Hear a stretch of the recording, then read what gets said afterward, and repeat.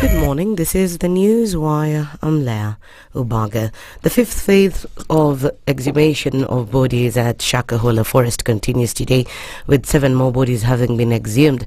Chief Government Pathologist Johansen Odor says this now brings the total death toll to 436. Odor further indicated that 50 graves had been earmarked for the exhumation exercise.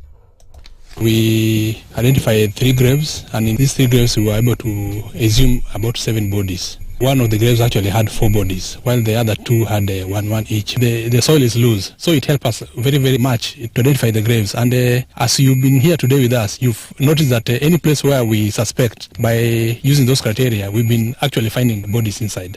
Odor added that the DNA testing, which had been halted due to lack of some reagents, is now set for completion within the next 1 month. There was an issue with the government chemists who had not had some reagents, but they've gotten reagents, and we expect that within the next 1 month they'll be able to have analyze the bodies which are there with them, so that as we exhume, we'll be also able to release the bodies which are there, so that now we can create also space.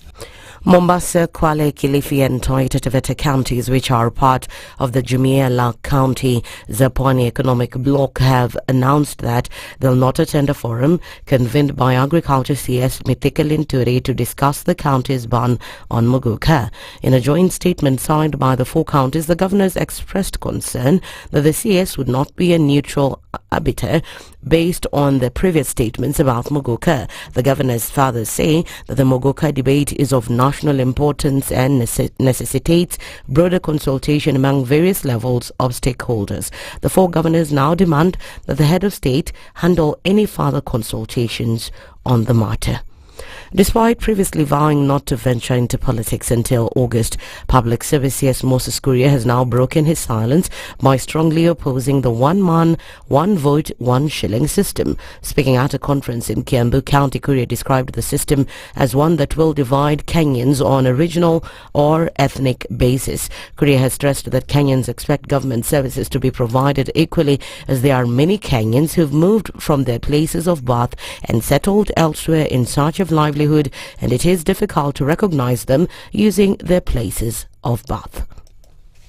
We need Kenya, the biggest ingredient, people, especially from this region, we need is to really invest in Kenya. And I'm saying that as someone who travels across the country. And I find people from this county all over the country. They ask me when they hear some people here talking about, I don't know, seclusion, isolation. They ask me, are you people mna kichwa mzuri, mnafikiria vizuri? Agriculture Cabinet Secretary Mithika Linturi is not yet out of the woods over the substandard fertilizer saga. The CS was let off the hook by a parliamentary select committee, which was formed to hear a motion filed by Bumula MP Jack Wamboka to have him out of office. But now the Law Society of Kenya has dragged the minister to court, arguing that he has a stake on what transpired and is to blame for the National Fertilizer Subsidy Program saga. LSK's lawyer Okoh says the parliamentary process was a sham, as it never got to the bottom of who was to blame for the fake fertilizer scandal. And maize farmers are flocking to the National Cereals and Produce Board depots in the North Rift to deliver their last season harvest. Ordinarily, the farmers would crowd at the Cereals Board depots immediately after harvesting, usually between November and February. However, by yesterday afternoon, loads of maize in tractors, trucks and pickups had created a queue about 2 kilometers long at the main depot in Eldoret. The depot was a hive of activity, as some farmers also sought to redeem their e-vouchers for top-dressing fertilizer for the current season crop. And finally, the High Court in Eldoret has sentenced a woman to 25 years in jail for the murder of her husband. Justice Ruben Nyakundi said Winnie Wangari Minor was guilty of killing Wycliffe Miriti at their Elgon View home in Eldoret 2 years ago. The judge, who dismissed a prayer for non-custodial sentence by Minor's advocate, saying the accused was not remorseful. He said the court would not condone domestic violence as a way of solving disputes. He added that by stabbing her husband 5 times, Minor had the intention to kill. That's the Newswire. I'm Leah Ubaga.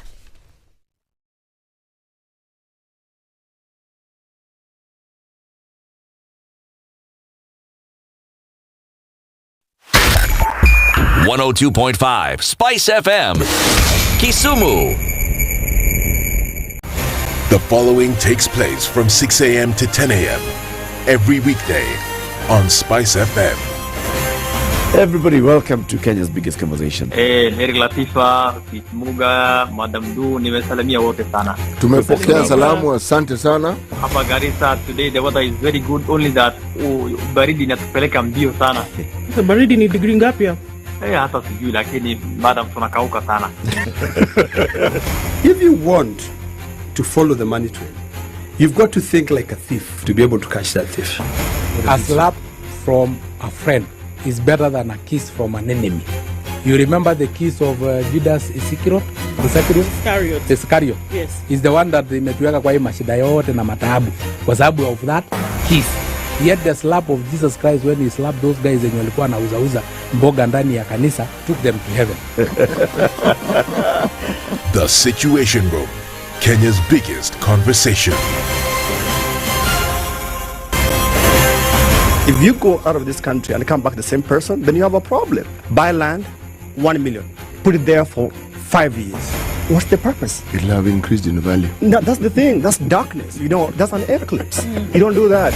I hope you don't believe that a hustler is a poor person or that all hustlers are poor. I've seen that conversation. Tell us, who is that? So who's a hustler? Hustler is a person who is making a living through hard work. Corruption in Kenya is a political accusation. The people who are actually corrupt are not pointed fingers at. Kenya is not free. Kenya imeshikwa na mateka. It's under siege. Have you seen that lodge on Nyeri Road? Very high fence, you can't even Windows sleep inside. up near the ceiling. Yes. And if you walk that midnight, you see bats the size of cows. And when it rains, it doesn't rain on that building. Yes. When you're at All Saints and it's raining, it doesn't rain on that building. The things people will believe. Yeah. The Situation Room, Kenya's biggest conversation.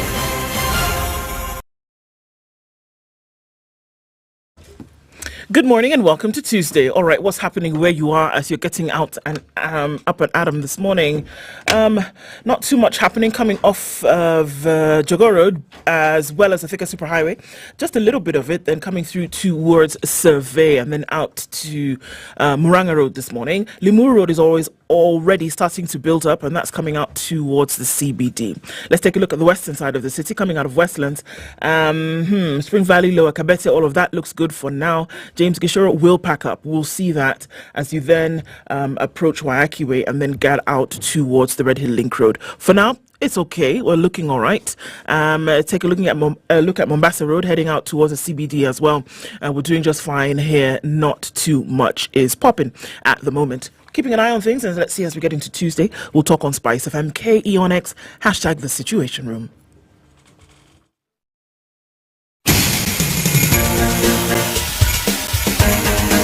This is the Situation Room, the home of hard-hitting political commentary and penetrating insights about the state of the nation. This is a talk radio experience like no other. The Situation Room, a place for hard truths, debates, and elevated conversations. The Situation Room, witty, political, engaging, deep, controversial. In the room, we have C.T. Muga, researcher, academic, seasoned political observer, a fountain of wisdom in these politically uncertain times. Ndu Okoh, Nigerian by birth, Kenyan by choice, communications expert, Pan-Africanist, a truth seeker and believer in people power, and Eric Lafiff, agent provocateur, the man in the chair, seasoned journalist, news hound, a man who believes in punching up, not down.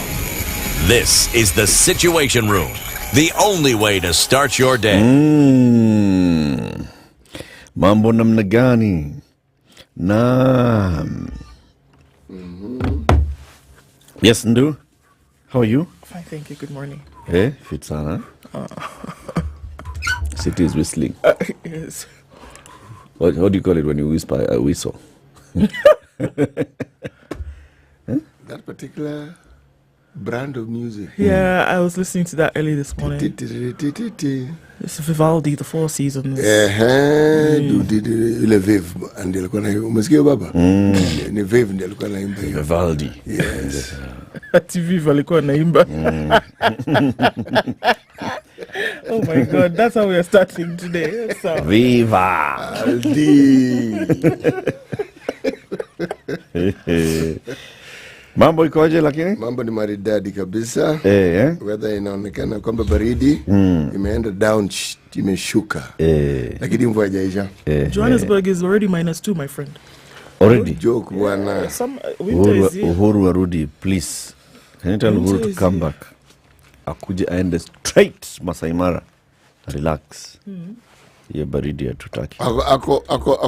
Really observer? Yeah, elections. Yes. Oh, very good. He's an observer. Very good, very good. He went to observe. Yes, please. No, he's in a good position. Any Kenyan former president is always in a good position to observe. As long as he just observes. No, you don't want to let a Kenyan anywhere near those polls. Oh, wow. Okay. So. Just observe from far. In fact, if they can give him binoculars, so much the better. You drank the stuff today, did you? Early morning. Early in the morning. Aya. Where do mambo ikoje? Me? I'm fine, thanks. I don't know about you guys, but yeah. Niko poa. Uko fiti? Yeah. Sijalala kutosha lakini. Those things happen quite a bit, by the way. People don't sleep enough. I know. I mean, one of them. I've seen it with my own two eyes. Yes. Ameona macho yake binafsi. Watu hawalali. No, but wajua Waswahili wangesema hapalaliki bwana. Yes, wajua kama si hii ni hii. Kama si gabla ni gabla. Kama si gabla ni gafla. Na kama si hao ni binvu. Meaning there is so much happening that it is actually quite possible that people are finding it difficult to sleep. Bas. No, that's not my problem. Sleeping, I'm sleeping well. It's not enough. I want more. Do you understand? Why didn't you just say like that in the beginning? We would have understood. Eric, so you want more sleep? Yes. So just sleep. Should I go? Niende. No, sister. Wajua anakaa macho weekend mzima. Akaangalia this and that, ndio? Especially Sunday. So anashtukia 4 o'clock. Monday morning imefika, so anakuja tu kazini. This is carry over. This is it. Just look at the guilt on her face.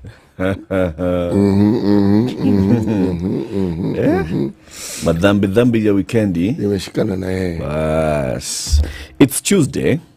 Today we are going to have an all-women Tuesday conversation. I mean, all our guests are going to be women. Okay, thanks for rephrasing. City had already started smiling. Starting at 7 a.m. At 7 o'clock, yes. It's Tuesday, so it's a finance bill Tuesday. A finance bill conversation. The Parliamentary Committee on Finance and Planning is receiving memoranda from various stakeholders. Let's see what happens.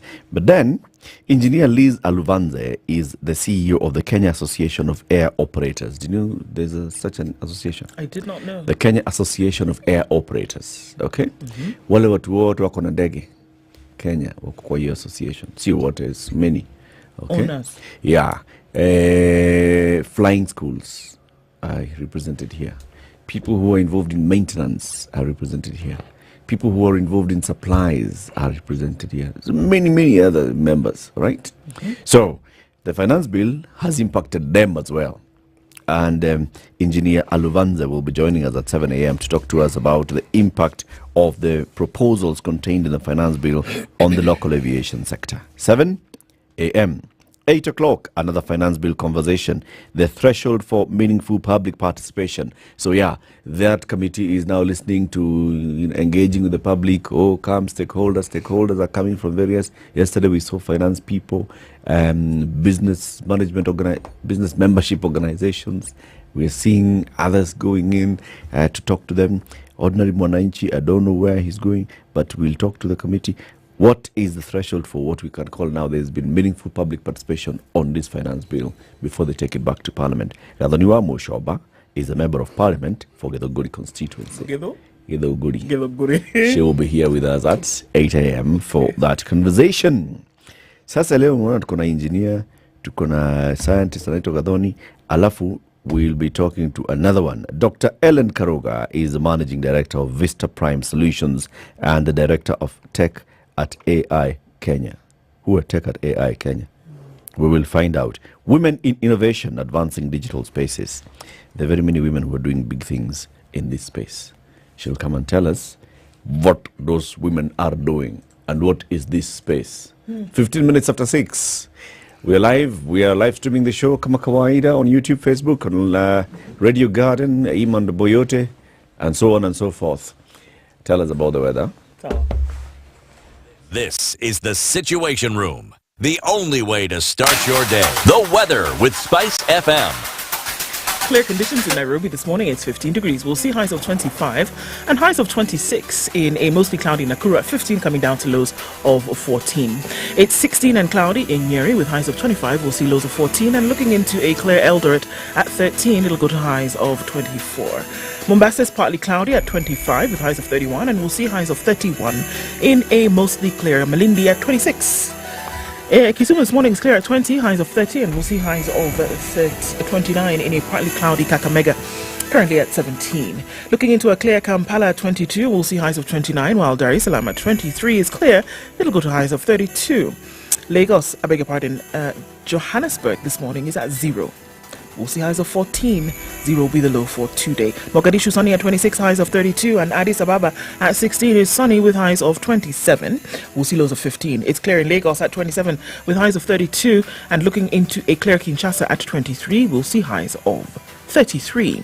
Beijing Tuesday afternoon is sunny at 29 with highs of 32, and we're looking into a mostly cloudy Paris at 13 going to highs of 23. London will see highs of 21 where it's mostly cloudy, currently at 14. Round things off in New York, Monday night is clear at 22, coming into a summery Tuesday, highs of 30 and lows of 18. Actually, boiling point is 100, right? And freezing point is? 0. So South Africa is frozen? Yes. It's likely to snow in certain parts. Minus, people think it's cold. But at 5 degrees, you can't think. Yeah. Yeah, now 0. I imagine 0. You can't think. Uhuru, please come back home. Please. Intelligent talk every morning. Spice up yourself.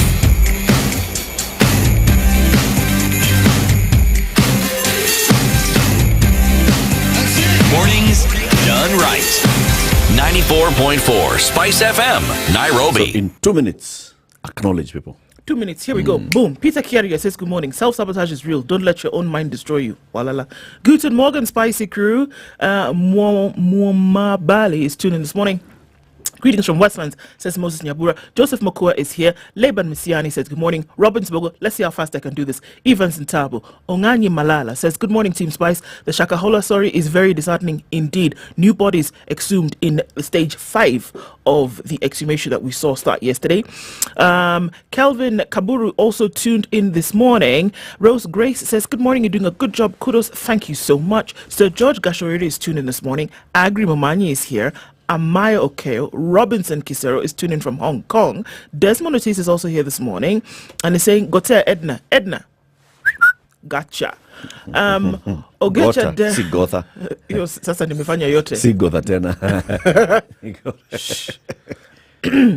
Shakahola saga continues, folks. Yes, it does. Good morning, Jacinta. We see you this morning. Hello, Princess. We cannot forget Leo. Well done. Good morning to you. Peter Caricho says good morning. He's tuned in from Arizona. Ian Jomo says good morning from Nyeri. One Mike is tuned in this morning and says good morning from Baltimore. It would be nice to have Jibiwa Jiggy and the courier guy. Okay, really. Jack Atambo says good morning. The cold today has a master's degree and yet it is just 15 degrees in Nairobi. Julius Song says good morning, everybody. Tuned in, looking forward to exciting discussions this morning. James Mukabana says good morning. Sikunjema huonekana asubuhi. Japheth Sang says good morning, Team Spice. I have 0 minutes left. Aisha Rashid says good morning. And Go Beautiful Lady is here. Carolyn Atupenda Sana. Zachary Odio is here. Dismas Umbia. Steve Biko. Joseph Ongala, Maureen Mudhaura, Milton Awiti, Said Barawa, Ali Doe. I think I got it. Good morning, everybody. Karibuni sana. Very, very good. City? The proverbs this week are from the Republic of the Gambia. People get fed up even with honey. Oh, of course. In Nigeria, okay. In Nigeria? Even the thing where they sweet you for mouth, they tire you. Yeah, completely. There you go. They tire you. For mouth. Mouth. Mouth is they tired. Even the thing that they sweet you for mouth. Mouth, they tire you. Tire you.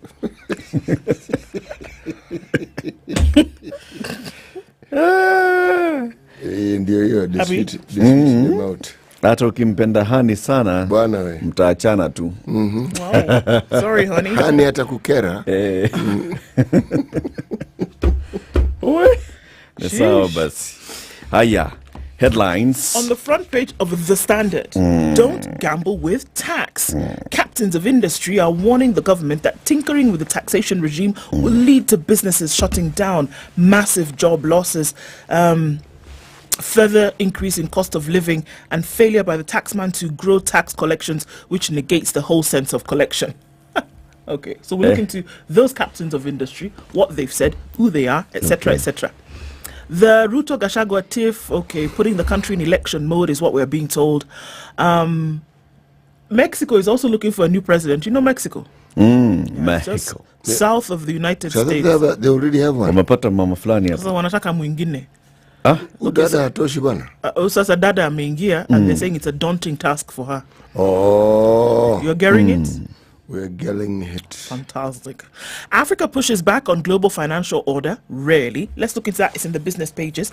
Rage. Why motorists beat up policemen. He's giving answers as to why he did what he did.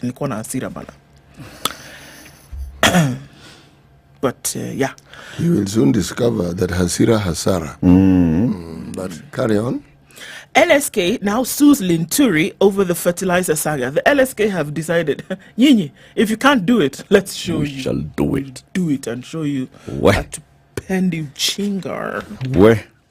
Cases of advanced HIV in Kenya sets off alarm bells. Huh? This is serious. It is estimated that more than 50% of HIV/AIDS related deaths are associated with advanced HIV disease.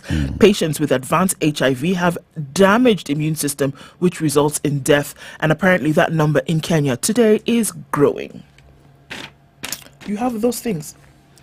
Hizo zingine bwana sina hapa bwana. Sijui hawa watu wanafanya nini bwana. Headlines ziko nyingi. Ziko mobe? Endelea kama uko na nyingine moja. Schools closed due to safety concerns of toilets and classrooms. Oh my goodness. This is an issue. The floods came, they did the thing, they went, but they've left destruction in their wake.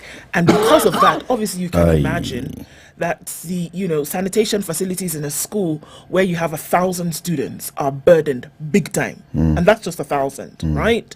So if they were destroyed and you cannot then serve children in that manner, they have to close because it's going to be a mess. Where is this? Where is this? There are many. They're not just one. Okay, this is one. A school in Lukayani, Kakamega County has been closed indefinitely. That's one. And she talked about her efforts to be able to sort this out. There are a number of others in Kakamega County as well. Parents led, and I've been talking about the need to shut it down. Okay, it goes on and on, but I'll give you details of that story as I give you other headlines. Okay. Senators Mull locking out IEBC vice chair from running the poll body. So you understand.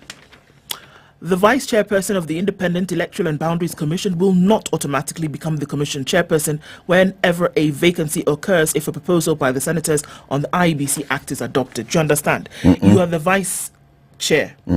The assumption is that if something happens to the chair or the top dog, that you will then take over immediately. Yeah. They said no. Senators said no. So what do they want? We don't know. But that one they don't want. Okay. So. Okay. So I continue. Yeah. Assault on policeman sparks debate on conduct and safety. So people want to really know what's really going on. They want to know. They want to know. And so They're talking about how also the Ruto-Gachagua rift threatens to polarize the nation. Really? And a high court in Eldoret sentences a woman to 25 years in jail for killing her husband. She said is enough and said, it's done. The court says, all right, come and stay with us for 25 years. Okay. It goes on and on, but we can look into the details of those stories, Nispa? Sawa, let me give you some international news headlines, right? Okay. So, we know what has happened in South Africa. ANC, blah, blah, blah, blah. Now looking to see how can they form a coalition. Okay? The Democratic Alliance. Some people are saying now these ones are Mzungus. Now, how do the Africans and the Mzungus form this alliance with the... and then presidents. Yes. Some even confirm and say, think of a Mzungu president again. It can't work. This one. No, The other one is Zuma. We've been here, done that. Come on, guys. Zuma now and Mr. Billionaire. The other one, Malem. This isn't. You want South Africa at all times just jumping. Yes, when you thought it was safe to get out of the frying pan. Big time. Anyway, so that's on one side. The other one is that headline that you just read. Mexico have just elected a new president. The president-elect is called Claudia Sheinbaum. That doesn't sound like a Mexican at name. All. I was going to say. Claudia Sheinbaum.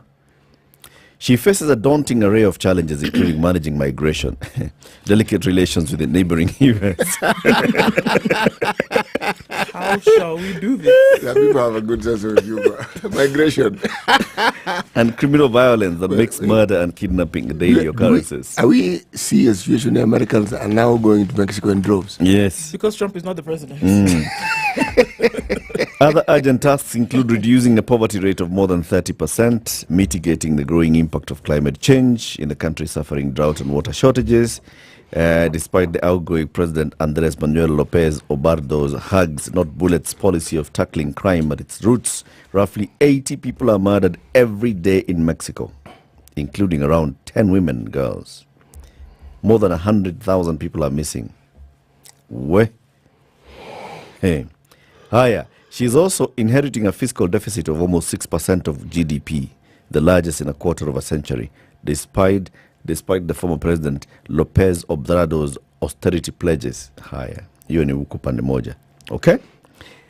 The other side, hii pande ingine hapa Indian Ocean, on this other side, some 642 million people went to the ballot and they voted yesterday in India. Yeah. 642 million people voted in the just concluded 6-week-long polls.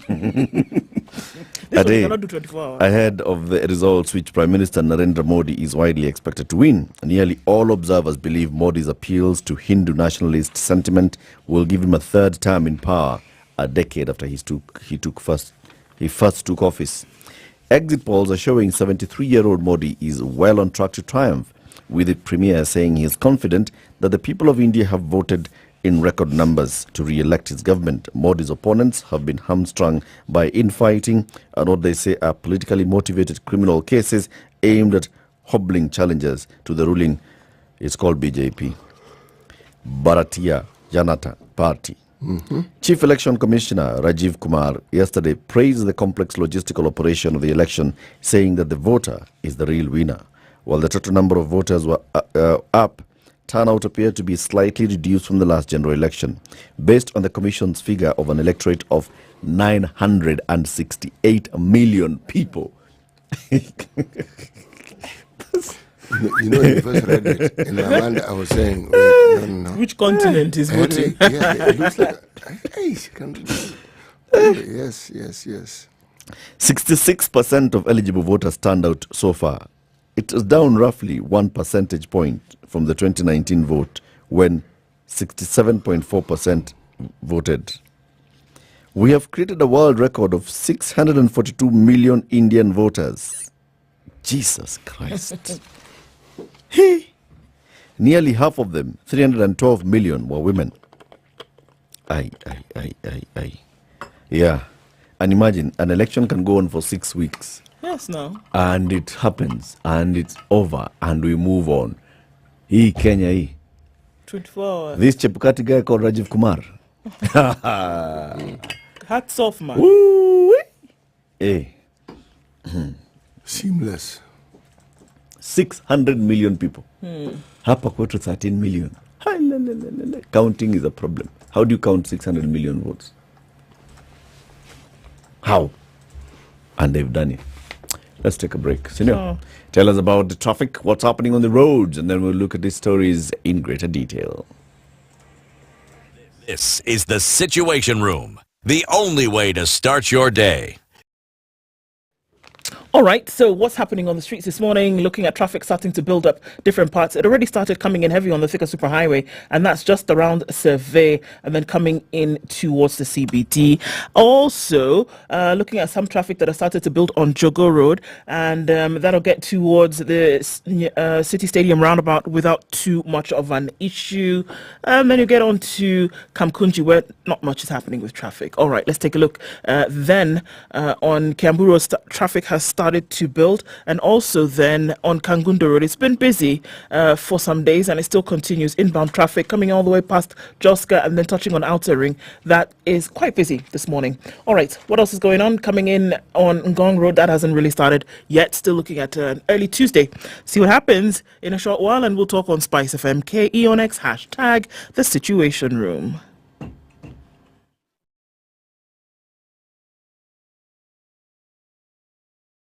Mature, intelligent talk every morning. Spice up yourself.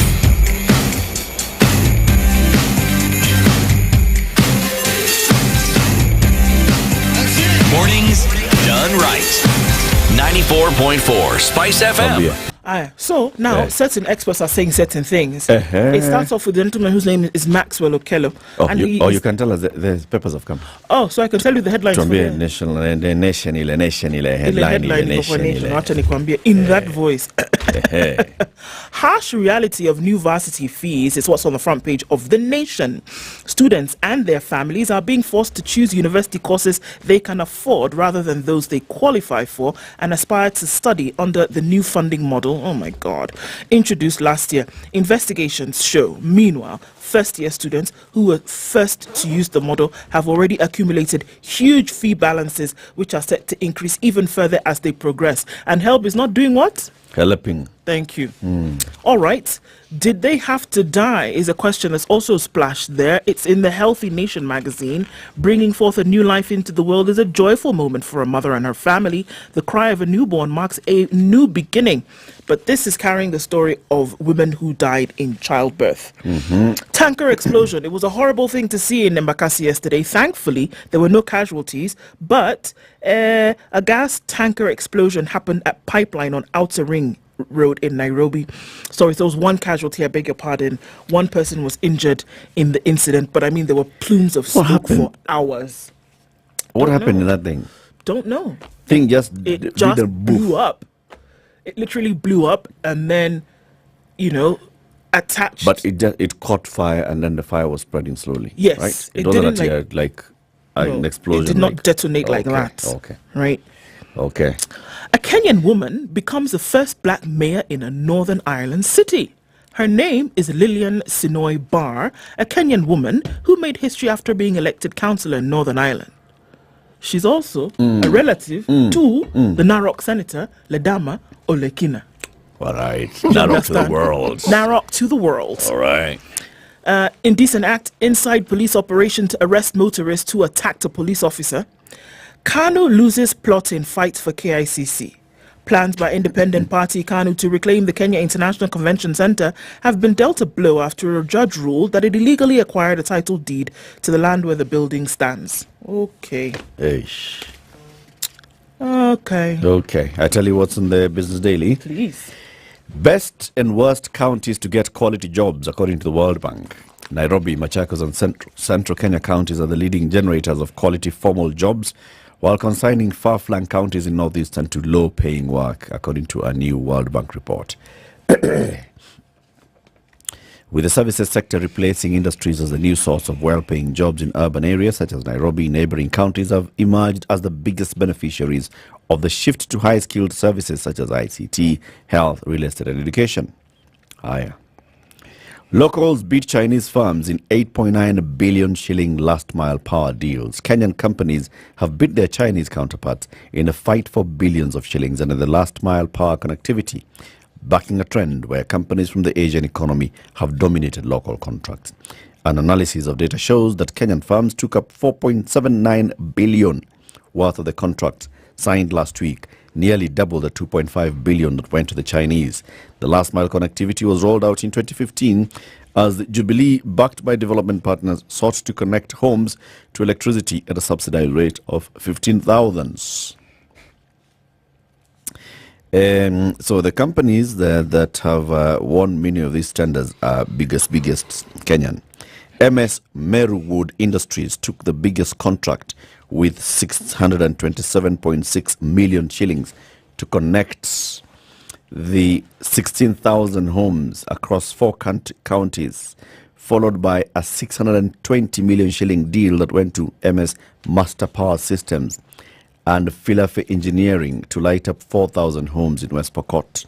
The biggest deal for a Chinese firm in the project is 367 million shillings that went to Power China Hubei Engineering to connect 7,000 homes in Kitui, followed by 354 million for MS Shine Technologies to connect 14,000 homes in Bungoma, Uasin Gishu, Trans Nzoia and West Pokot counties. Kenyan companies won 11 contracts out of the 26 signed. Out of those 11 contracts, it will be interesting to see that the Kenyan company actually takes up the contract and rolls out the project without subcontracting a Chinese company. Indeed. Okay? Sijui kama tuko pamoja? Tuko pamoja, my Sijui kama tunaelewana? Insurers warn of job losses on VAT plans. Insurance companies are warning that the proposed reintroduction of VAT on insurance services, such as brokerage, will increase premiums, trigger job losses, and hurt the uptake further in Kenya. Why to go through? That's a guy. Hey, Connie, everything is being taxed. Yeah, you know, I had not realized. I told you, you will start going to the city center even tomorrow. Cutting your nails. Labor tax. Nakata kucha kwa nini? Tinaenda town. Ebu ngoja, uko na ngapi? EPRA hits new IPPs with 12% tariff cut. The energy regulator has slashed the maximum prices per unit of power at which new power plants can sell power to Kenya Power. Are we sure? Are we together, rather? Foreigners extend run as the net buyers of shares on NSE. So, foreigners are really being active at the Nairobi Securities Exchange. City, tuambie hiyo kitu iko kwenye Star pale. Yes, this is the free copy of the Star as it appears every Tuesday. And within it, there's a free copy of not only the Star, but of I was about to say the MyGov, but it's MyGov, right? Human rights, coming out, a day in the life of a male sex worker. In a battered economy in which the shilling is losing its value, all manner of side hustles to generate income is commonplace, including male sex work. FO 37 does sex work as a side hustle, generating more income than even his formal day job. He is, wait for it, bisexual.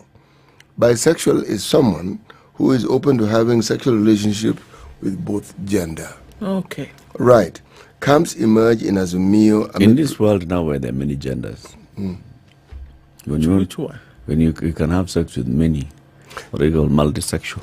Yeah, this particular gentleman, I think he's just keeping it traditional. Male and yeah, just traditional. Okay. The they hasn't come into this particular discussion. Or it. Sorry. Okay. Right. Yeah. Are we together? Are we together? So he has a formal job and then he has a side hustle as a sex worker. Yes. And he's making more money from the side hustle. This thing is being misreported. Nah, in a VAT. This thing is being not yet.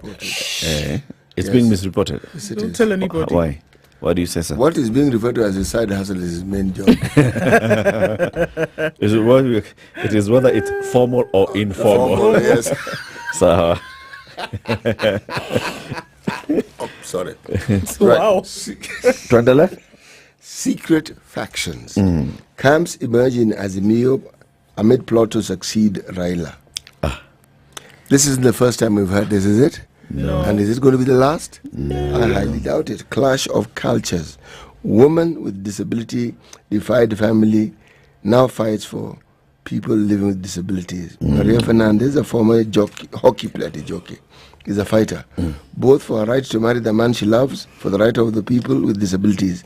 Despite misconception that she is from an affluent Mombasa family, because of her Indian roots, she has constantly gone to go against the grain, and she wants for the life she wants to live. Right? Bang in the middle of the paper. Raising levy. Gachagua and his troops vigorously oppose parts of the tax law as it stands. Finance bill, new battle zone for Ruto, Rigathi. They're at odds. Rigathi allies say State House backing young Mount Kenya leaders to weaken him. Then there's a picture of the president doing a thumbs up, and there is a picture of the deputy president doing a finger pointing at you. Saying, swear. Sisi ameona wewe. Haya, hiyo ni bang. Haya. So Ndu, yes, ulikuwa unatuambia sasa story moja hapo. The CEO of the American Chamber of Commerce is called Maxwell Okoh. He says the proposed rate of 2.5%, whilst borne in addition to the other taxes, fees and levies applicable on motor vehicles, proves extremely punitive. He's flanked by Christine Miner, who is the EA Venture Capital Association CEO. She says the introduction of VAT on financial services will make the services more expensive, as additional costs will be passed to consumers. This may hamper growth. Philip Kakai is the ISPAC chairman, and he has says increased deductions on the gross emoluments of salaried employees continue to reduce the disposable income on this segment of Kenyans. Agnes Mushoha is the IATA country manager for East Africa. She says by keeping all aircraft at VAT exempt status, domestic travel will increase in volume. Okay. Wow. Steve Okoh, who is the KEPSA director, says that these these additional operational costs will make businesses less profitable and result in higher prices for consumers. They are all giving the argument that this increased tax, don't play with it, because there's a way that it can come and ruin the industry. People have to pay more. What essentially will happen is that businesses will begin shutting down, massive job losses, further increase in the cost of living, and failure by the taxman to grow tax collections. Essentially, what they're saying is that it's counterproductive. In your bid to get more taxes, when you increase the tax that people have to pay in several areas, what you do is you lose the actual money that you would have wanted to collect in the first place. So they're saying, don't play Russian roulette with this thing. You might end up with an empty hand.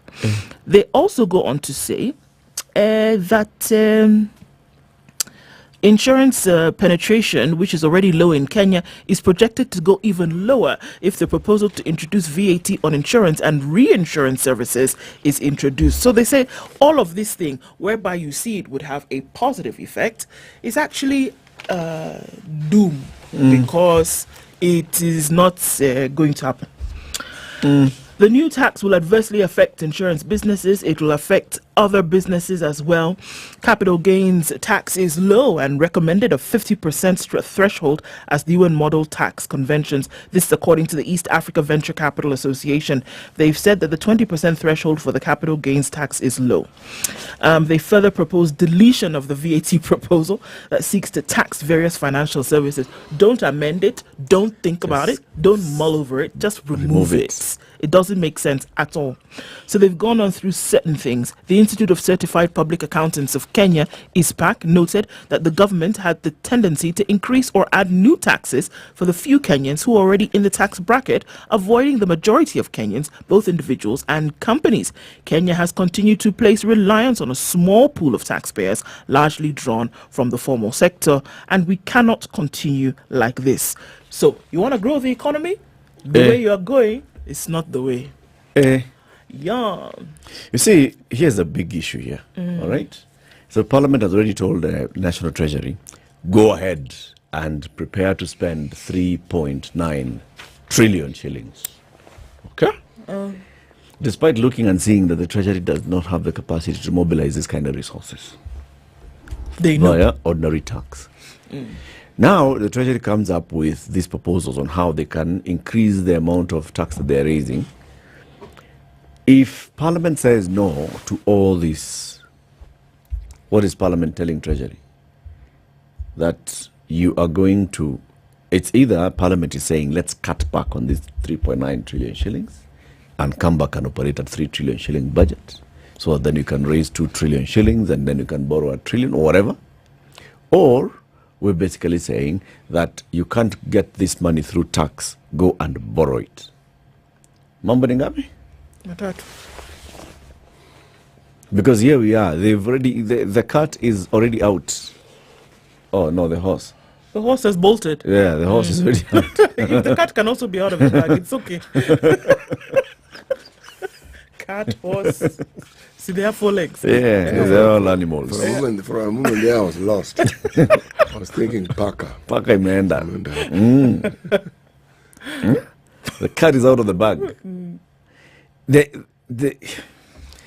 This one. It's already done. Bunge is just getting caught up in its own mess. Because what they should have done is at that point of the budget policy statement, that is where Parliament should be very, very strict and say, yes, we can see, but we cannot. We cannot allow. You went ahead and you told us that you were going to raise this kind of money, and this is how you're going to spend it. We are not convinced that you were able to raise it. We are not convinced on how you spent the money. So now you already told you can go ahead and prepare a budget of close to 4 trillion shillings. But you know what is also of interest? Sometimes when you look at these things, there's the benefit of history. In 2020, there's a president of this country called Uhuru Kenyatta who was faced with a similar problem. But if you look at what he did, it's a complete opposite of what this particular tax bill is proposing. There were waivers and there were reductions and waivers and reductions and waivers and reductions. The net result of it is that particular year, 2020-2021, KRA actually met its target. They actually met that target that had been set. Now, there are those who argue, yeah, it was a target that was set. It was realistic. They met it. Okay? This government also has a choice of setting a target they can meet. Okay? But you cannot ignore the fact that the complete opposite of what we are now facing is what happened, because it allowed for money to flow within the economy. More people got their hands on money, more people could spend because there was more money. Now, everyone who understands and is alive to understand it knows that when there's that flow, that's how the economy moves and grows. But when you have a situation where the flow is restricted, the economy cannot grow. If it cannot grow, you cannot collect more money. It is really not complicated. It isn't.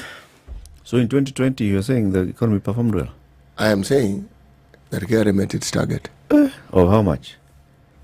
How much are they able to raise when they forewent income tax on very many areas? They forewent VAT on very many areas. Yes. Yeah? Yes. So what was their target and how much did they raise? The question here is this. I'm going to give you the figure, but let me give you the background so that you understand it. When you don't restrict the flow of money, I'm going to repeat it again because I've said it. What you then do, you enable more money to be available. Because all the taxes that you said existed, all they did was they took the money from the top, it's cut, imetolewa. But let's get back to the question that you asked. What was the 2020 amount? came with job losses, came with closure of very many industries. Yes, it did. Companies shut down, production went down. Yes, it did. And part of the reason was entire before hospitality sector shut down for almost a year. The education sector did not spend That money. was COVID. Yes. That was the COVID period. That was 2020. Yes, it was 2020. I am going to look at the figures for you right away so that you can see that what I'm saying is not a figment of my imagination. That is what makes it remarkable. That was COVID. And then this happened. Yes, it was now, COVID. The point I was actually heading into is what we've always kept saying, that many times when it is many years later that you look back and say there was actually the impact of whatever was happening in the country economically. Yes. You don't feel it at the point when it's going on. Because in 2020, not many people would tell you that they had money in their pockets. In 2020, not many people would tell you that there was circulation of money. Not many people would tell you. In fact, people are just saying the economy stagnated. The global economy stagnated, you know? So if indeed there was some movement that actually helped the economy, then you can only feel it later. You look back and you're like, yeah, actually, looking back, kumbe there was something that happened. In 2020, we went and told anyone that, you know what? You know, there's Things are looking... Yeah, we are actually... People would have... Anyway, as you find it sitting... I already found it, actually. It was 2.79 trillion. That was the target? That was the target, 2021. That was the projected amount. Of which year? The year 2020-2021. Okay. That financial year. Yes. 2.7 trillion. 2.7 trillion. 79 trillion. KRA has never raised anything over 2.2 trillion. That was the budget. That was the budget. Yes. What is the revenue estimates? What was KRA expected to raise? Remember? Sorry? Yes. Let me read it for you. Total expenditure for the financial year 2020-21 was projected at 2.79 trillion Kenyan shillings, translating to 24.7% of the GDP from an estimated 2.77 trillion to 27.2 GDP in 2019-2020. The financial deficit included grants and was projected to decline.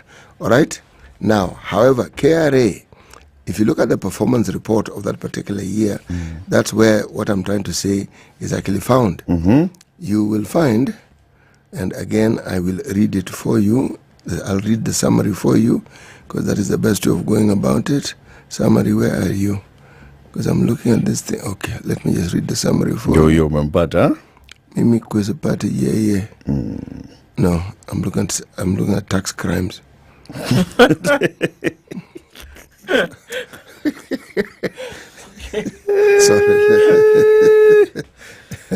Yes, my search went to tax crimes, but let me just give me a minute. But by the time we get to the next minute, I will have found it for you. You see, performance, even in a dire situation like what we had in 2020-2021, when we're in the throes of COVID, it doesn't mean that people were not alive. No.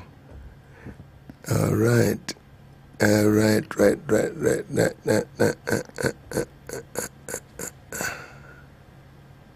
Utapata tu, usijali. Do not worry. Take your time. Don't worry. In the meantime, cases of road users who are confronting traffic police officers continue to be reported, raising concern over the persistent bad blood. On Sunday, we saw a 19-year-old motorist who was filmed beating up a traffic police officer in Nairobi. In the video, widely shared on social media, the man is seen attacking the policeman with punches and kicks to the head. A police report indicated that the man was initially stopped after he made a U-turn on a busy road, obstructing other motorists. The officer reportedly entered the vehicle and instructed the driver to drive to the police station. While on the way, the driver allegedly drew a sword under the seat, forcing the officer to jump out of the vehicle. The man, however, followed the officer with blows and kicks. He left the sword in the car, presumably. Several other incidents have been reported. In December 2020, 3 traffic police officers were caught on camera assaulting a motorist in Nakuru. The officers were manning a traffic at Barnabas Trading Center along the Nairobi-Nakuru highway. It occurred on December 23rd at around 5 p.m. In November 2018, a tuk-tuk operator was caught on camera fighting 2 cops. In the 42 seconds video, which went viral, the man was seen hurling stones at unarmed traffic police officers and at some point dragging one on the road. These are many cases of this.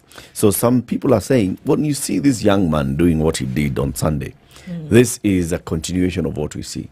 Is it that the traffic police officers behave badly? Is there bad blood between police and road users? A section of Kenyans are saying, yeah, these cops misbehave. That's why.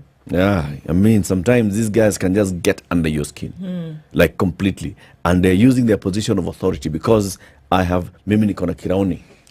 You cannot question me. When I say, I say. If I tell you that you've made a mistake, you cannot tell me that, no, you did not make a mistake. So is it explainable then that if somebody then takes out that frustration on a police officer, then it's understood to a certain extent? Explainable, yes. Justifiable, no. We cannot justify. Can't justify violence meted on another individual. You should beat up a cop. Just the same way we should not allow cops to beat up people. Yes. And they do that all the time. So when a cop beats you, can you just, No, it's a crime. Can you just slap him back and away and go? No. Actually, it's a crime. We go report him to the cops. Yes, there is a certain allowable level of violence, but it's supposed to be under certain circumstances. To disarm you only, yes, or to immobilize you. Yeah, but not to discipline you. Okay? Let me just read the matter that I was referring to. All right. For the first time in Kenya's history, the annual, this is a report on 7th July 2022, Kenya annual revenue collection has hit and surpassed the 2 trillion mark, defying difficult economic environment brought about by COVID-19. This is after Kenya Revenue Authority recorded a monumental revenue collection of 2.031 trillion for the financial year 2021-2022.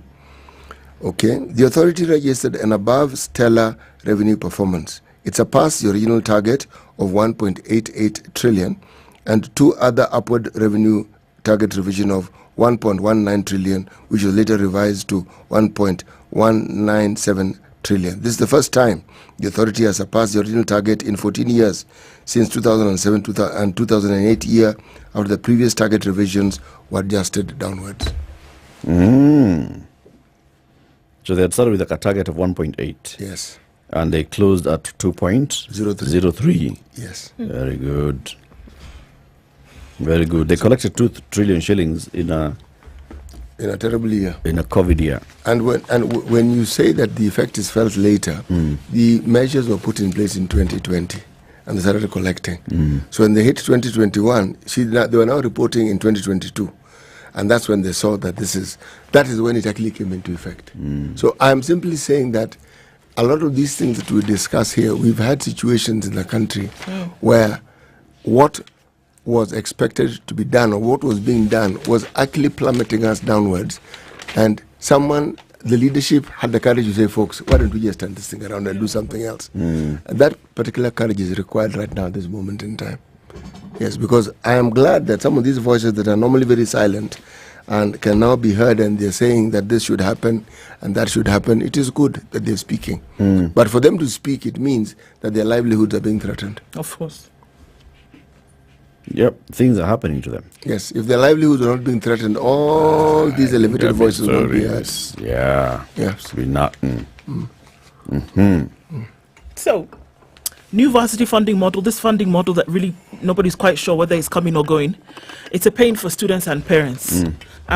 Students and their families are being forced to choose universities that they can afford under the new funding model introduced last year, rather than what they qualify for and aspire to study, according to investigations. First-year students who were the first to use the model have already circulated, or rather accumulated, fee balances, and these are likely to rise as they progress. The second cohort under the model is set to join in August and September this year, and many students said parents had indicated that they will apply for inter-university transfers when the Kenya Universities and Colleges Central Placement Service, otherwise known as opens the system tomorrow. Students who wish to change the courses that they have placed within the same university can also do so on the university portals.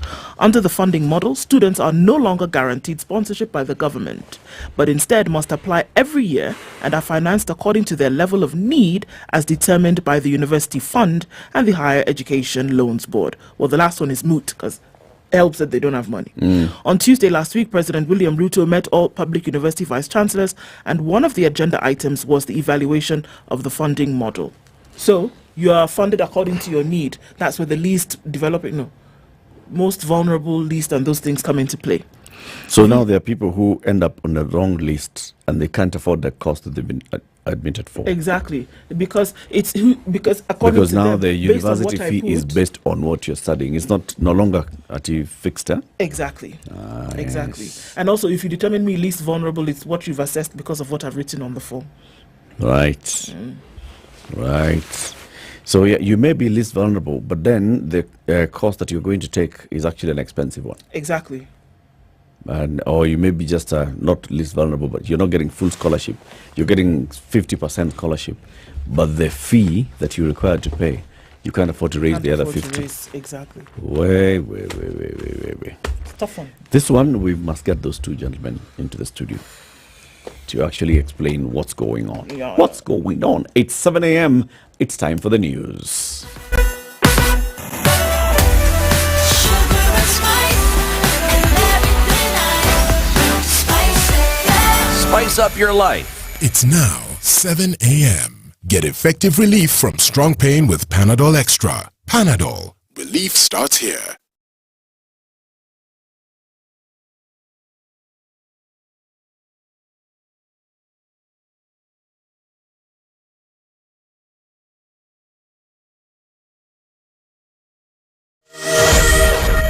Good morning. This is the News Wire. I'm Leah Ubaga. Clinical officers have vowed not to return to work until their needs are met, even as their strike enters day 65 today. KUKU Secretary General George Gibore says among the 10 issues they've raised is on discrimination in the payment of salaries. Kama si hivi ni hivi sasa, clinical officers wawekwe kwa zile job groups ambao inafaa. Tunataka kuona mtu kama alikuwa job group J 10 years ago apelekwe zile job groups ambao wanafaa kuwa, si kwenda interview ya job group K. It is about protecting our professional respect. When we are talking about professional dignity, you cannot be having 3 clinical officers. You have one who is on permanent and pensionable earning their full pay. Then you have another who is labeled UHC and they are paid half of what the one on PNP is paid. And then you have another labeled county contract and casual contract who is even now paid lower than the UHC, which is against the law. And that is discrimination. Makueni Governor Mutula Kilonzo Jr. has, however, assured the medical workers that their grievances will soon be met. So first, as the Chairman of Legal Affairs, Human Rights in the Council of Governors, I will take your memorandum and present it as is to the Council, to the Chair, both of the Council of Governors, to Muhome Njuki, Governor of Tharaka Nithi, so that we can get this matter addressed once and for all. Mombasa, Kwale, Kilifi and Taita Taveta counties, which are part of the Jumuiya Counties of Pwani Economic Bloc, have announced that they'll not attend a forum convened by Agriculture CS Mithika Linturi to discuss the county's ban on Muga. In a joint statement signed by the 4 counties, the governors expressed concern that the CS would not be a neutral arbiter based on the previous statements about Muga. The 4 governors now demand that the head of state handle any further consultations on the matter. Here's Mombasa Governor Abdul Swamad Nasir. The President did call. He reached out to myself, he reached out to the Governor of Kilifi, he reached out to the other governors as well. Taita, I'm aware as well. We're waiting for the President to be able to call us in. Our stand remains that if we are going to be asked to sit down with Linturi, he is already biased. I mean, naturally, through his various sentiments and statements from when he was a Member of Parliament to when he was a Senator, the fact that he actually went with the Embu delegation, and then if you go and start discussing this matter, that this is an agricultural issue. In our stand, this is not an agricultural issue. It's an agricultural issue from the producers. On the consumer side, this is a security matter. It's a health matter. It's economic matter. Residents of Kapchirop, Marakwet West are in shock after a Border Patrol unit officer shot and killed 2 Kenya Forest Rangers before turning the gun on himself. Residents say the officer, who works in Turkana County, accessed the Charanganyi Forest Station in Kapchirop and shot the 2 at around 2 a.m. The police officer then shot himself in the chin. The number of police officers engaging in crime almost doubled last year, compounding the problem of insecurity experienced in the year, complete with armed mugging and robbers using motorbike to speed away. The 2024 economic survey shows that the numbers of cops engaging in crime shot up remarkably between 2022 and 2023 after a brief period of a low number. The statistics show 2019 saw the highest number of cops engaging in crime, with 179 officers, including 131 male and 48 female cops linked to the incidents. The numbers went down to 79 in 2020 at the height of the COVID-19 pandemic, including 67 male and 12 female officers. And finally, in the international scene, Israel's military says it has established the deaths of 4 more people abducted by Hamas on 7th October. It says the 4 were killed while together during an Israeli operation in southern Gaza, adding that their bodies were still being held by the militants. IDF spokesman Daniel Hagari said intelligence gathered in recent weeks had led to the assessment. That's the Newswire. I'm Leah Ubaga.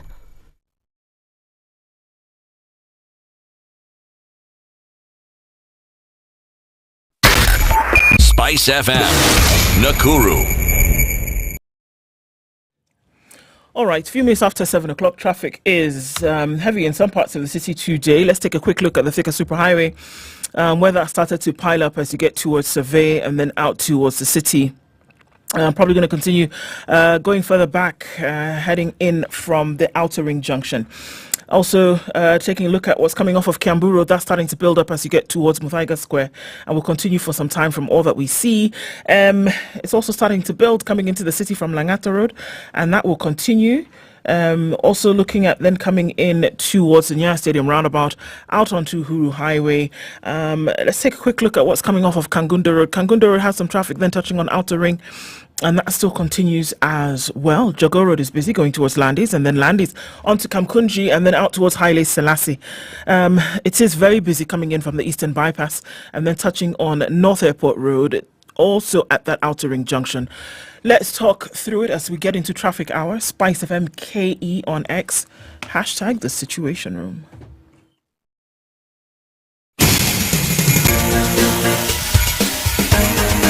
This is the Situation Room, the home of hard-hitting political commentary and penetrating insights about the state of the nation. This is a talk radio experience like no other. The Situation Room, a place for hard truths, debates, and elevated conversations. The Situation Room, witty, political, engaging, deep, controversial. In the room, we have C.T. Muga, researcher, academic, seasoned political observer, a fountain of wisdom in these politically uncertain times. Ndu Okoh, Nigerian by birth, Kenyan by choice, communications expert, Pan-Africanist, a truth seeker and believer in people power, and Eric Lafiff, agent provocateur, the man in the chair, seasoned journalist, news hound, a man who believes in punching up, not down.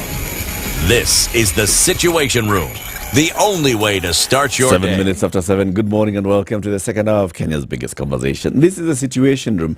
How are you doing? You are well. You're following us on SpiceFM, on KTN Home, on YouTube, on Facebook, on Radio Garden, on all other platforms. Asante sana for tuning in. It's the 4th of June. The end of June is what date? 30th. Okay. So on the 30th of June, KRA expects that by then you'll have filed your tax returns, okay? Individual tax returns for the year ended December 31st, 2023. There's also another matter that I'd like to remind you. They have a program ongoing. It's called the Tax Amnesty Program. And this is for people who needed to have paid their tax obligations by the end of December 2022. You didn't. So you accrued penalties and interest on those penalties. You're penalized, and then the penalty plus the principal is attracting interest. So it keeps, my friend, you look at that figure within a very short time and you're like, oh my God, this one I am not going to face KRA. Let me go away. So you decided, let me go away. KRA is telling you, don't go away. How about you come? Let's talk. This principal tax, let's keep it here. The tax penalty and interest, let's remove it. So you only deal with principal. We are waiving the interest, penalty and interest. Nice. That's the amnesty. And they say, get in touch with us. Kuja, tuzungumuze. Hii mambo wetu ni kuongea. Sawa. How do you get in touch with them? www.kra.go.ke, and then you can get on there, and then you'll find that first tab. When you go to iTax, then you find that first tab that talks about debt payment and all these other lovely things. And there are 6 tabs that you then go through. Very easy stuff. You walk through this journey, you come out at the end having sorted out your issues. It's great. You can also give somebody a ring if you decide that when you get on to, not give a ring like get married, but give a call. Oh. Hey. Okay. What? So you can give a call. The number is 0711-099-999. That's 0711-099-999. And then somebody on the other end of the phone will give you the information that you need, and you can get this all done. Take advantage of the amnesty, get your taxes done, and everybody's happy, and we move on. Very good. Yes. Very good. It's Tuesday. Every Tuesday now until the end of June, we'll be having finance bill conversations.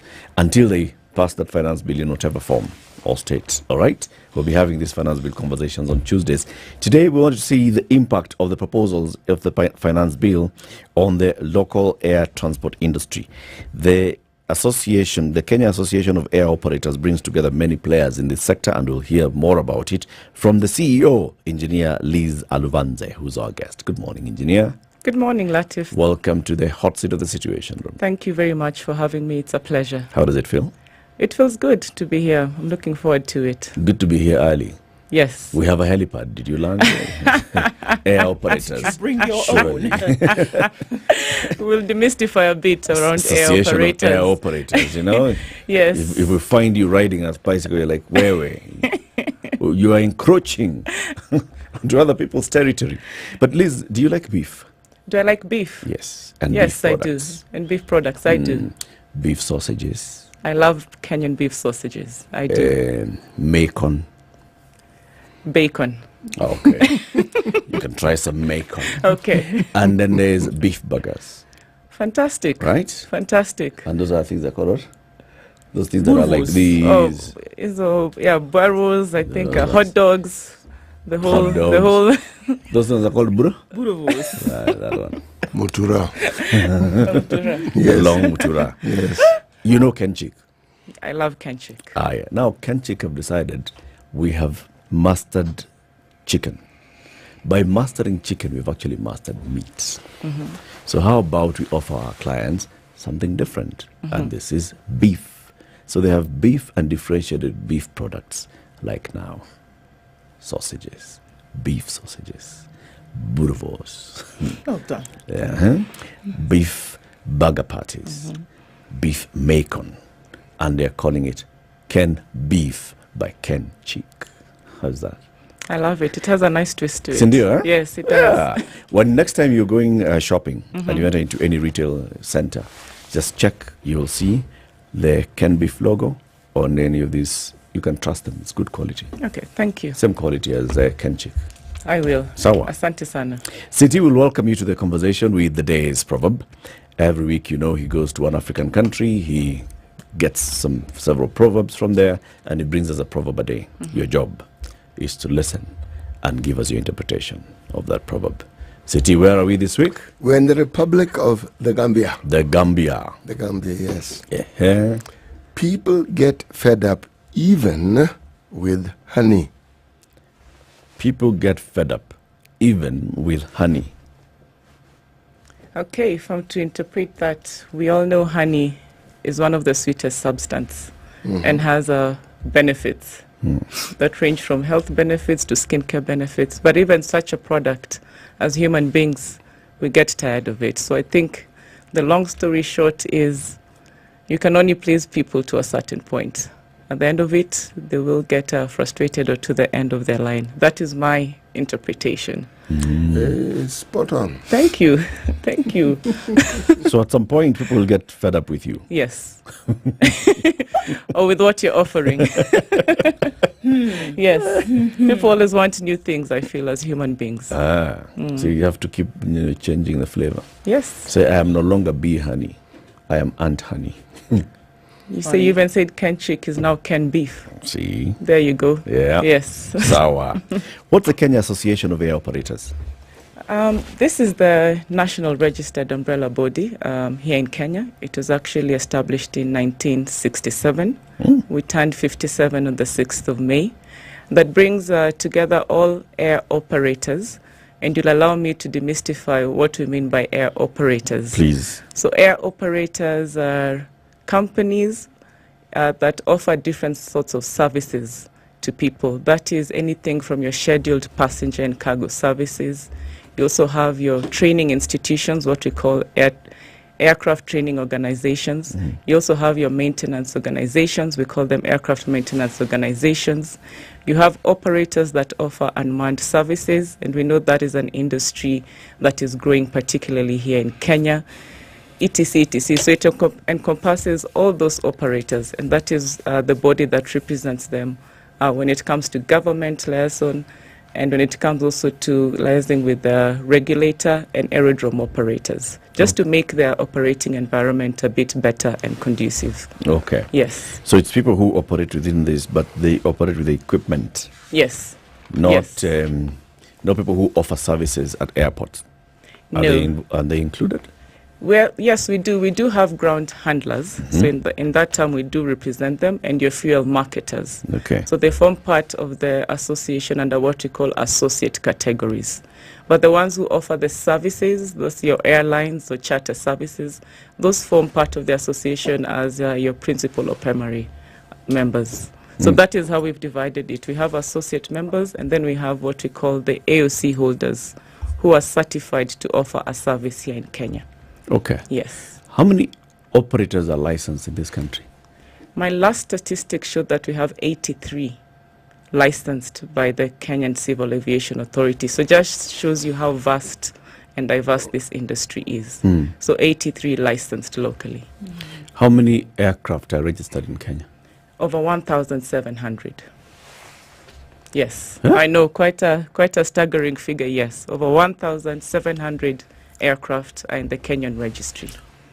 So does this go across board? So we're talking about commercial, we're talking about privately owned, we're talking about all kinds of things, cargo, etc. Exactly. All of this falls under Exactly. All right. So then does it also encompass individuals as well as companies? If we're talking like carriers now, national, privately owned companies, or then individuals, me and my plane going from point A to point B? Thank you for that question. So we have both categories. The people who own privately are what we call general aviation. So they are not licensed to offer a service. They cannot take you and your family and fly you from Wilson to, let's say, the park, because the regulator has not come and inspected and seen that they meet certain minimum standards. But they are allowed to fly privately, not for reward or service. So they can give me a lift? They can give you a lift, yes, but they shouldn't be able to charge you, not commercially, yes, but that is what we call general aviation. So yes, we do represent them as well. We also represent what we call recreational flyers. So those are the ones you see in Diani, paragliding, parasailing. Also, those are air operators, and they also form part of the association. So it's quite dynamic. Hot air balloons? Yes, they are part of our members as well, hot air balloons. We have 8 companies registered in Kenya to offer the service. And under the association, we have 4. I'm hoping to have the rest by the end of the year. Yes. 1,700 registered, planes? Equipment. Or just planes, helicopters, balloons, drones, all of them. Where do they fly? In Kenya. A lot of them fly in Kenya. A lot of them fly outside and offer export services or external services. I'll just give you a very nice breakdown of the industry here in Kenya. If I was to ask you how many aerodromes or airports are in Kenya, just a wild guess, what would you say? What's the difference, aerodrome and airport? Aerodrome, it's like an airstrip. It's not necessarily an airport, but you can still land and take off depending on the equipment you have. Okay. So that is what we generalize as aerodrome. Okay. Yes. So we've got a wild guess of how many aerodromes we have in the city. Let's start with you. I'm thinking of the counties that don't have airstrips. And I don't see any. So we have 47? No, that's just for starters. Plus. There's some places that have more than one. So do we double that, 94? I would put it at 100. 100? Yes. Ndu? Yeah, I'd say between 100 and 120. Okay. I have no scientific reason for guessing. It's just... Yeah. 100. 521. What? Yes. 521 aerodromes. Yes, registered in Kenya. And I'll break And by register, what do you mean? We mean in the registry of Kenya. Every state has a register of aerodromes. So some fall within the mandate of Kenya Airports Authority. Those are the ones generally known to the public. Those are 21. Others are under the jurisdiction of Kenya Wildlife Services, Kenya Forestry Services, military. Some are privately owned, etc. So 521. Wow. Yes.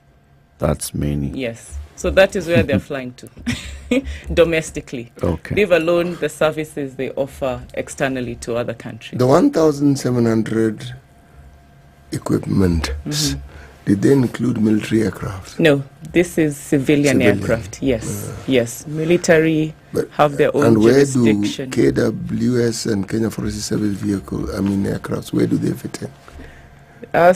They fit in, I would call them Quasi. Quasi. They're not really civilian, but they're not military. Police?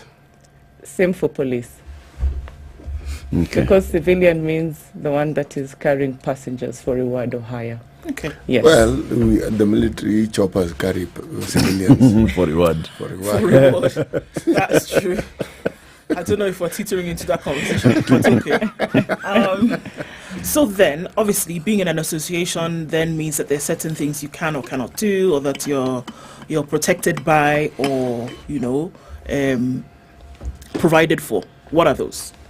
For everybody who falls, how many members did you say there are? We have 50 plus. 50 plus members in the association. Yes. Okay. So by virtue of being part of this association, what does this mean? That because you're part of the association, then XYZ happens? Okay, fantastic. We help our members a lot. So part of it, of course, is we help to influence policy, which is, I know, part of why we're having this conversation. And for us, our policy is quite critical because I think we're the fourth most regulated industry in the world. So regulations are our bread and butter. So that is core number one. The second thing, of course, we provide forums where we enhance safety and security. So in terms of collective representation, when it comes to dealing with government, when it comes to dealing with the regulator, we offer quite a good sounding board to members. We also help to desensitize sensitive topics at times that are faced by members. And the other thing we do is, of course, we provide fora for discussions, just like any other association. We're basically the advocacy group for the industry when it comes to them dealing with the regulators and government in a nutshell. Yes. Okay. So those are some of the benefits the members enjoy. Okay. Is there kind of liaison between the association, the operators, and you've mentioned government? Yes. So will there be, yes, essentially mediator? Yes. If anything then should arise. Exactly. All right. So of course now we are in a space whereby certain things are bubbling. Some under the surface, they will come to the fore in a very short time. And one of those biggies is the finance bill. And obviously this particular space has been affected by the murmurings. What exactly is the issue? Okay, the issue is this finance bill is proposing to introduce VAT to certain aspects, and I know we'll break them down a bit further because they're quite complex in nature. But for the first time in a very long time, this finance bill is proposing to introduce VAT to the acquisition of aircraft, to the leasing of aircraft, purchasing, financing of aircraft. Also VAT to the services. So when you charter, when you lease, that will attract VAT. And of course, our concern is overall the impact will be felt by the consumer, by you and I, because that cost will have to be cascaded down. And the interesting thing about aviation is we're not just basing this out of nowhere. Globally, ICAO, which is the International Civil Aviation Organization, sets out standards and recommended practices. And one of them is on zero rating aviation for a cause, because aviation is a facilitator. So you're meant to zero rate this service. When I bring it down regionally within the country to Kenya, this is exempt throughout. We've looked at Uganda, we've looked at Zambia, we've looked at Ethiopia, we've looked at all the countries that have a strong air transport system. All this in their law are zero rated, again for a reason, because aviation is a facilitator. So when you now propose to introduce VAT to a service that globally should be zero rated, and even within the East African community, external tariff is zero rated, of course that will bring some challenges within this industry. Can I ask, when you say global standards, what about, say, in Europe? What about, say, in the Americas? Zero rated. It's all zero rated. Yes, it's China. all zero rated. What is zero rated exactly? Zero rated means you're not meant to put any percentage on So the you VAT. don't charge VAT. You do not charge VAT. And so you are not charging. If I am buying an aircraft, I will not be charged VAT. No. If I'm leasing an aircraft, to operate in Kenya, I will not be charged VAT. Exactly. If I am hiring an aircraft to, run for hii wiki unajua niko busy sana city, I need to be crossing. So I you do car hire, you do a helicopter hire. You don't get to be charged VAT. Now let me separate those. Okay. Helicopter has always attracted VAT. And I've been seeing some speculation in the news. People are saying, why are helicopters being exempted? No. You have to know how to read the clauses in the finance bill. So helicopters have always attracted VAT. Now the proposal is to have even the fixed wing equipment as grouped with the helicopters to attract that VAT. Okay. And of course, our proposal to the national government is that they should exclude in totality both fixed wing and also helicopter. Excuse me. Yes. Fixed wing. Yes. Ordinary planes are fixed wings. Yes, sir. Helicopter is not fixed wing. It's a rotorcraft. Today I want to demystify. It does. It's a rotorcraft. I see. Yes. What's the global best practice when it comes to helicopters? Because they also provide essential services, it's not just, of course we have the individuals who can purchase. Today, Lafiff, if you decide you want to land on your helipad here, you're allowed within your ways to buy your aircraft and operate it as you will. But also, traffic police exactly, Mombasa Road. Yeah.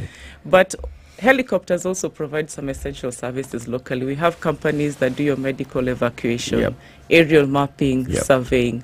So that is why we're also saying they should be exempt from VAT at the acquisition stage and even when they're providing that service. Okay. Yes. When this commercial aircraft or airlines selling me a ticket, are we also considering that? Are they adding VAT? On the ticket purchase, no. Not with the current state of the finance bill as I have seen it. So it's not proposing that? Not on the ticket sale. But it's on the operations on the service, exactly. Everything else that you're doing, exactly. There's VAT added to it. Exactly. And the fear now is that it will also come to me. It will have to come to the consumer. So what are those taxes that we pay when you fly? There's a lot of charges that operators pay. I'll give you an example. Your ticket, and if you've ever had time to break it down, you'll see about 40% of it is on taxes and charges. That's why I asked. Yes. So a lot of it goes to the aerodrome operator, your Kenya airports, because you pay for navigation services, for landing, for parking. Okay. All those services are now so the fees amalgamated. Are to enable the airport to function. The airport and also the operator. You see, when you're flying above the sky, there's a service you receive from the state in terms of navigation, where the airplane is being told how to navigate. Radar, exactly. So a lot of it is navigation, landing, parking fees. And those are fees that are charged daily to the operator per tail number. So if you have 10 aircraft, you park them at the airport, you pay for each and individual every day. That is how we are charged. Yes. Again, tail number, is that where the number plate is? Exactly. Exactly. All right. Yes. What's the downside of introducing the VAT on these services? To put it simply, apart from saying, everybody else in the world is not charging VAT, everybody in the region is not charging VAT. Okay, so we are charging VAT because we are running our country and our economy and we're independent. What's going to be the negative impact of it? I'll give you 2 points. The first, of course, is we will lose our competitiveness. Kenya, as I have mentioned very briefly, has a very diverse air transport system, and it has grown despite the challenges. It has grown. It's quite unique in nature. So if we introduce this VAT, why would an investor want to come here and purchase an aircraft and operate it here when the same investor can go to a neighboring country, do it with tax incentives, still operate the aircraft even into Kenya and offer service? So we must look at it that way. And I'll give you a good example. Last year, a time like this, we were quite... we put also our proposals in the finance bill because other than VAT, we used to attract another number of charges, RDL, IDF, especially on spare parts. So planes are paying railway development levy? Yes, we were. All right. That's RDL. RDL, yes, Railway Development Levy fee. We were paying, and that, of course, when is you a fly, different. you pay for railway. Exactly, and that is a different mode of transportation. So you wonder why is one form paying for another. But we used to pay for those, even on importation of aircraft spare parts.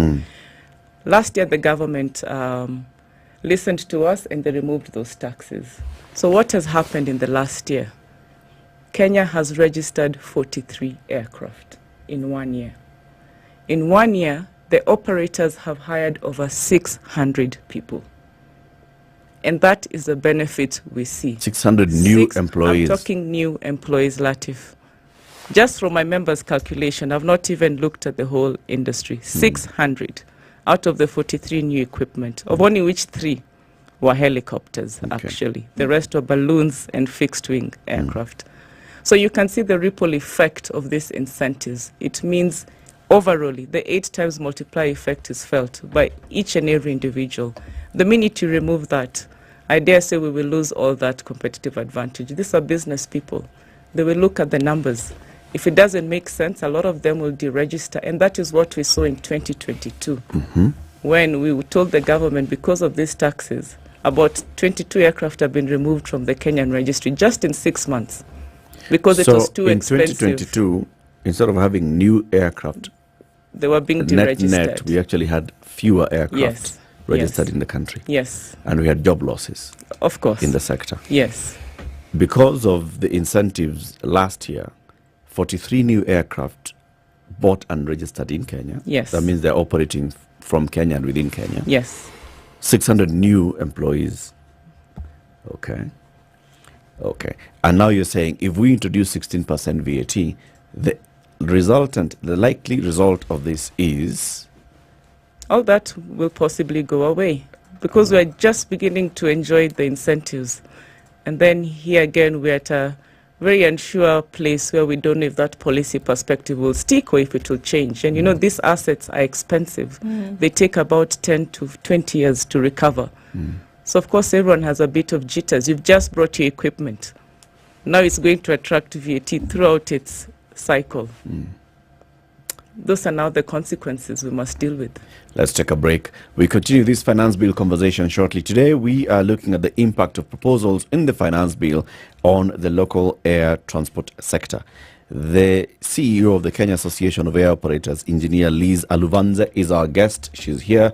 We've heard one area that they have raised concern with. This is introducing VAT on equipment acquisition, leasing, chartering and such, and what it's likely to do. You'll tell us what else has been proposed and what you like and you don't like about it. Thank you. Is the Situation Room, the only way to start your day. The following takes place from 6 a.m. to 10 a.m. every weekday on SpiceFM. If we just gloss over issues and hope that time heals, then we might find that in generations to come, we might be back at the same situation. And the whole thing is born of stolen elections. Spice. When it comes to the decisions you make, you must be independent. There's no way you can allow one institution to dictate to you how you're going to conduct your operations, how you're going to decide cases. It's a no. When you weaken the institution to the point where they cannot take action, then you realize that politicians have to come up and now start dealing with the issues. That conversation has to die. Our politicians do not like the hard stuff. We must insist on the path of doing things right, whether popular or unpopular. Money changes hands. That is a fact. If you have political goodwill at the highest top, like in Rwanda, then corruption will be an issue of the past. If you don't have political goodwill at the top, we will pass laws, we will amend laws, we will continue passing laws and re-amending laws, and nothing will happen. This is the Situation Room, the only way to start your day. The weather with SpiceFM. Sunny conditions in Nairobi this morning. We will see highs of 25 and lows of 15. It's sunny, looking into a sunny Nakuru at 16, highs of 26 and lows of 14, and we'll see lows of 14 in a partly sunny Nyeri at 16, going to highs of 25. It's sunny at 15 in Eldoret, highs of 24 and lows of 13, and into a sunny Mombasa at 25, we'll see highs of 31. Malindi is sunny at 27 with highs of 31. We'll see lows of 26, and it's sunny at 21 in Kisumu, going to highs of 30. Kakamega will see highs of 29. It's currently sunny at 20. Looking into a sunny Kampala at 21 with highs of 29, while Dar es Salaam at 25 is sunny with highs of 32 and lows of 24. It's still clear in Johannesburg, but still at 0 with highs of 14 today, and we'll see highs of 32 in a sunny Mogadishu at 28. It's 17 and sunny in Addis Ababa with highs of 27 and lows of 15. Clear at 26 in Lagos with highs of 32, and Kinshasa is partly cloudy at 23. We'll see highs of 33.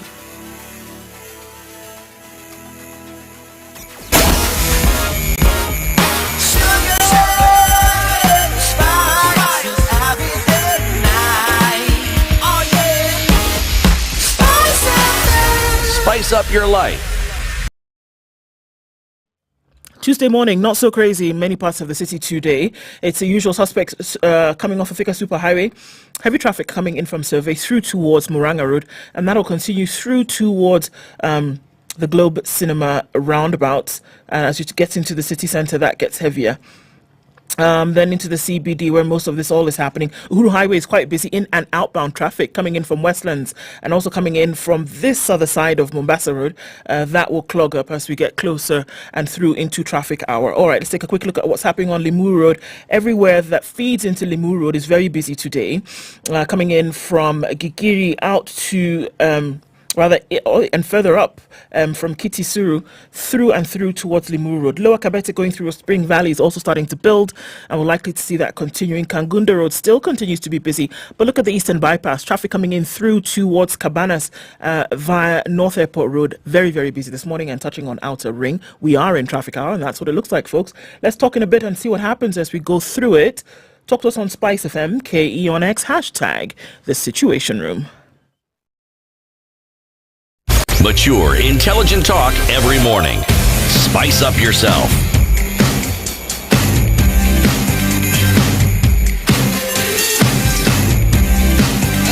Mornings done right.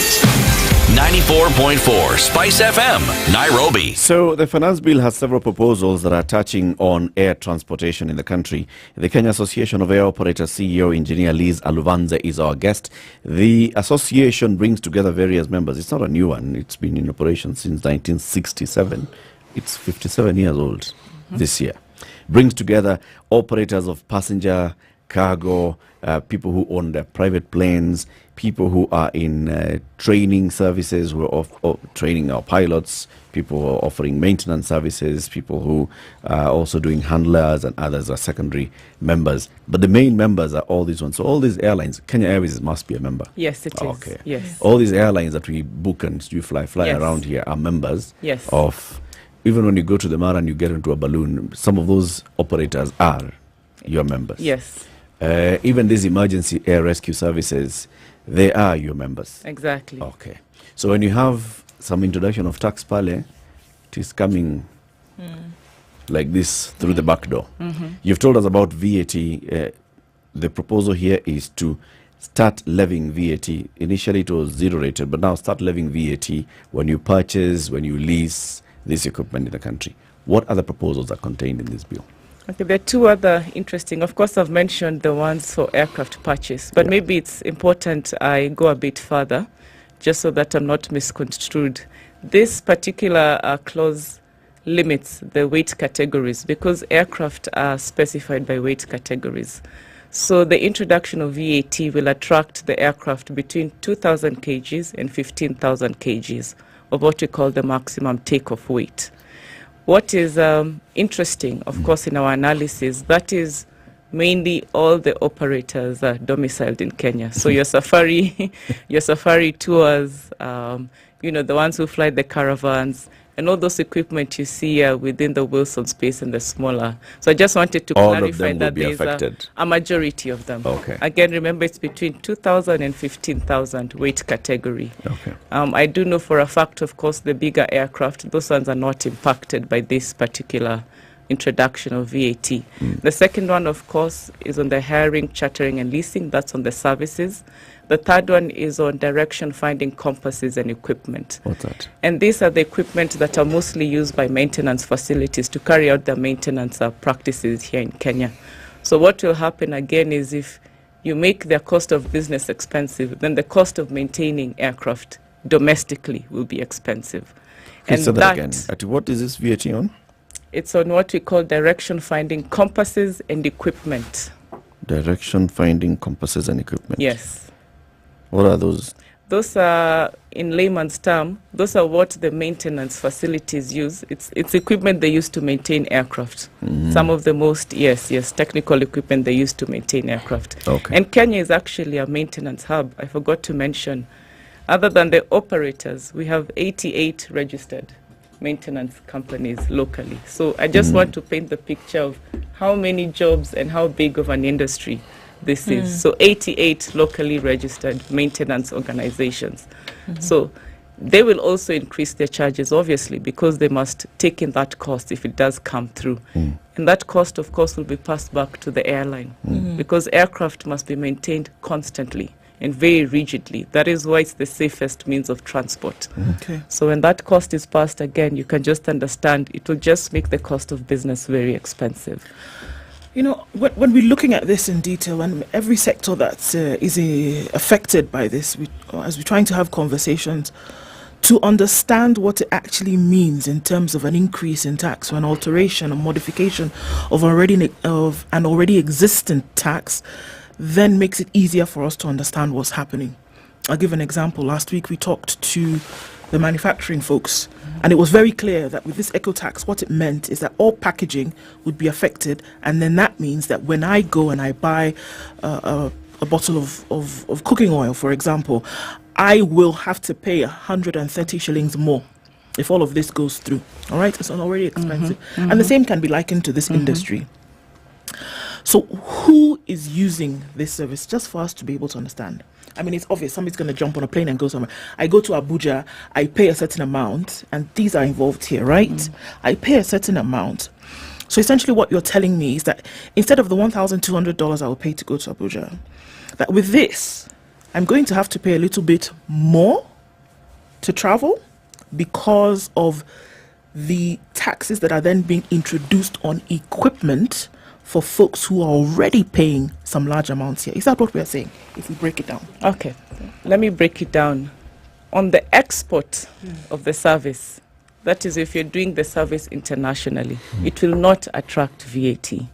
These VAT proposals are for the domestic market. Okay. So it is for your companies registered in Kenya. So if it's an operator, let's say you're flying operator X that's registered in Kenya, flying you to Abuja, certainly your ticket price will go high, by about 30 to 40%. Because, you know, this is an overall impact. It's just, you're forgetting there's the maintenance, there's the leasing, 30 to 40 approximately. We're still trying to crunch the numbers. There's 16 on acquisition, 16 on maintenance, 16 on the services. You understand the ripple effect, It's of ridiculous. course.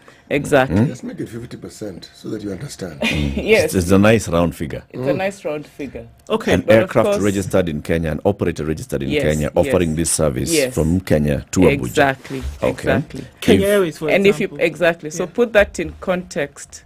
Though I must mention, Kenya is, remember, I've said the acquisition is 2 to 15,000, Yes. so let's they may talk not about be Ndege impacted. that's taking you to Zanzibar. There you And go. we've got Kenyan operators who are taking you to Zanzibar, for example. Yes, right? yes. So those are likely to be impacted. Definitely, Okay. because they're registered here. And if they're registered in Tanzania and they operate, they still come to Kenya. Yes. And they'll take you to Zanzibar. Yes.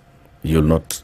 Of course, people are price sensitive. You will look at the affordable ticket, and you see that's where the Kenyan operators will lose out. Okay. They may not be able So the to Tanzania match. guy who is licensed to operate out of Wilson Airport and take you to Zanzibar could do that, can take you to Kilimanjaro Yes. cheaper Yes. than the Kenyan guy who Yes. is licensed Definitely. to operate from Kenya to take you to Kilimanjaro. Definitely. So that's where the loss of business that you speak of then comes from, because it is obvious, it's no-brainer that if there is an option that is cheaper, that is the option that I'm going to take. Exactly. Let's look at some essential services that you mentioned. For example, airlifting, emergency health services. It is an already expensive venture to be airlifted from point A to point B, but in some cases, absolutely necessary to be done. So we're saying that even these then will be affected.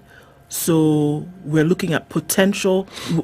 If I need to be airlifted and I cannot be because of the cost of it, then the chances are that I may use road transport, and we don't know what could happen as a result of that. Exactly, especially given, health matters, the quick response is what saves lives. So again, if domestically you make that service impossible for Kenyans, yet it's meant to be for all Kenyans because all lives matter, then you can just understand why our concerns are where they are now. Were you people not paying tax before? We pay a lot of taxes. I don't understand. Even as we speak now, we pay a lot of taxes. And I think as an industry, we need to do a lot of work to demystify. I think a lot of people assume, unaleta ndege, it's free. You fly it, you don't pay any taxes. We pay quite I dare say we're some of the most highly taxed. Can you talk about some of the taxes you pay? They come in forms of fees, levies, and charges to the Kenya Civil Aviation Authority and Kenya Airports Authority, which of course, are the government bodies charged to oversight this industry, the civilian. So maybe if I can walk you through the journey of an operator. If today you decide you're bringing an aircraft and you want to fly Nairobi, Mombasa. So from the minute you identify the aircraft, whether it's with a lessor... not Mombasa, Malindi. Malindi. Yes.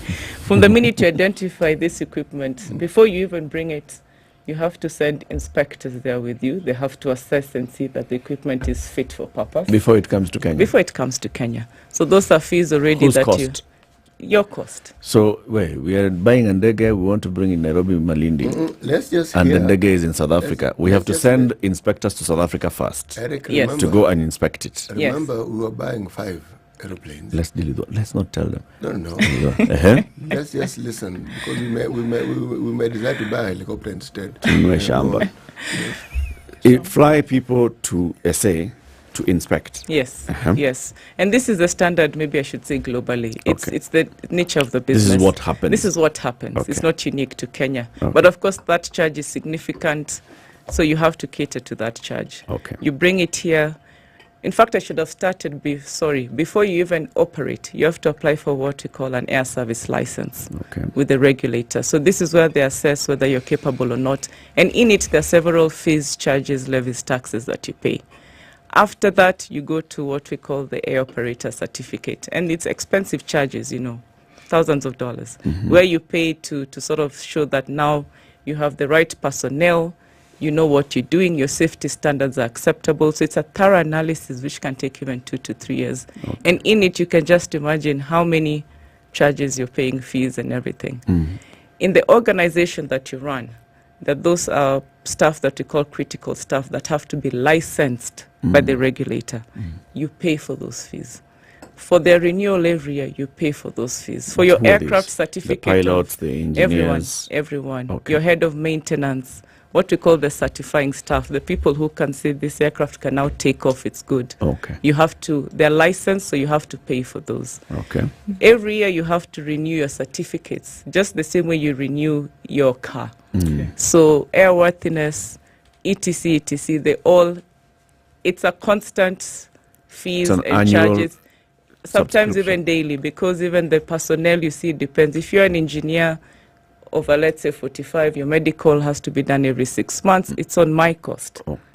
If you're an engineer, less, you see. So it's everyday fees, charges, and taxes. So we pay quite a significant. As a percentage, what would you say it is? If I'm to put roughly, I'd say something close to 42, which is why your ticket. You see those fees you attract in your ticket. The airline, by the way, takes very little. And that's why their profit margins are very small. I think globally, they average at 2.6%. So the airline in itself barely makes any money. A lot of it is taxes, fees, levies, and charges. And actually, it's very bad in Africa. You know, European, that's why you can take a... It's very bad. Yes, you can take a Ryanair flight for $1. How much? $1. Sometimes they put the offers for Ryanair. It's a low cost, but $1 can get you for points. Yes, it will still get you there. And the plane works. The plane works in perfect condition. Okay. Yes. So, I just wanted to, debunk something here. So, you talk about the, purchasing of equipment, and that is where we see the introduction of a new tax. How often do these owners or these operators purchase new equipment? And if it's on new equipment, or if it's on about to be bought equipment, then this does not affect existing equipment, does it? It does. Allow me to answer your second question before I come to your first question. Okay. It will still affect the current operators, because remember, they will still attract VAT on the services, on the hiring, on the leasing, on the chartering, which is the nature of the business here. Right. So they will still feel the impact regardless, whether they're buying new equipment or not. But of course, the most significant will be on the purchase. With every operator, the goal is always to modernize your fleet. So you invest in a piece of equipment just like a car, it serves you for a few years, already with a plan to modernize, because as an industry, technology also for us sets the pace. So we always want modern equipment, because especially in terms of climate change agenda, etc., the newer the equipment, the better for any operator. So that is why that incentive is there also, to encourage reinvestment in new modern equipment. Yes. How often would you say these activities take place? The hiring, the chartering, what else did you say? Daily. Every day. Every day. So there are individuals around the country or institutions, organizations who are chartering, hiring this equipment and are paying for them on a regular basis. Yes, and not just institutions, even individuals. And I'll give you another example. If today we're going back to Malindi, and you are flying on operator X equipment, and for some reason they have a problem, they're allowed within the law to reach out to a similar operator, as long as they comply with the regulations, and what we'd call sub-charter, just for that service, and be able still to carry you. If today you have an emergency, you have to go, you have a sick relative, God forbid, you go to, let's say, an AMREF, they're allowed to what we call sub-charter. So you see, if you're bringing 16% on that service, what we're trying to say is overall, it will come down to the consumer, and we will lose our competitive advantage. Do you have an idea as to how much, in terms of all these charges and levies, how much this accrues to the government in terms of revenues every year? I do not have the facts at hand, no. I will not be able to. I'll tell you why I asked the question. It's because it is clear from what you say that the contribution towards the coffers of government are significant. Yes. But now, what is it that would increase the government coffers in terms of your industry being able to pay more? And conversely, if what we are seeing is to take effect, by how much will that be reduced? Reduced or increased? If the government charges you more. Yes, yes. And then we see all these operators leaving the country. Thank you. The impact of it, the negative impact of it. Yes. What cost would it be? Yes, because the assumption by government is that they'll raise more revenue. Yes, and we're saying we don't think they will. Yes, yes. That's what we are saying. Yes, yes. Okay, I see what you're saying. Maybe to put it in context, air transport in Kenya, GDP contribution is approximated at 4.7%. That is according to IATA, which is the International Air Transport Association, and the African Airlines Association. So quite a big contributor. And if you put that in numbers just directly, it's $1.6 billion that they get from the industry, and another induced 1.6 billion from the tourists, because also we have to put it in context. It's not just air transport. The multiplier effect I keep on speaking about, health, agriculture, etc. We're 3.2 billion. We're about 3.2 billion a year. And that is quite significant. And even it can get larger. it can get bigger. $3.2 billion. Yes.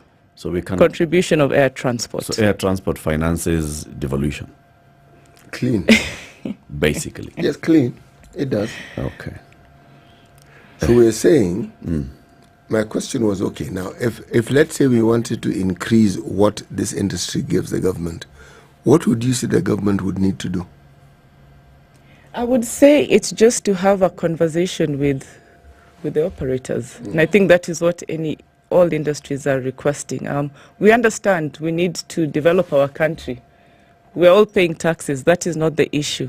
The issue is, I guess, how it's imposed without having a conversation with the people who are actually on ground and doing these services. I believe as an industry, if we sit to the policy makers and we're able to say, okay, perhaps not to this extent, given that it's a new introduction, perhaps where we can have a win-win situation and then they allow it to grow to some point and then introduce it gradually. But to bring it, you see, it's the first time they are proposing it, they're bringing it. And that's where the uncertainty comes. Yes. Is there an encouragement of conversation? Because one of the things that you came up, you suggested now, when we talk about being able to fly a budget airline, for example, or, a carrier for really, really low rates.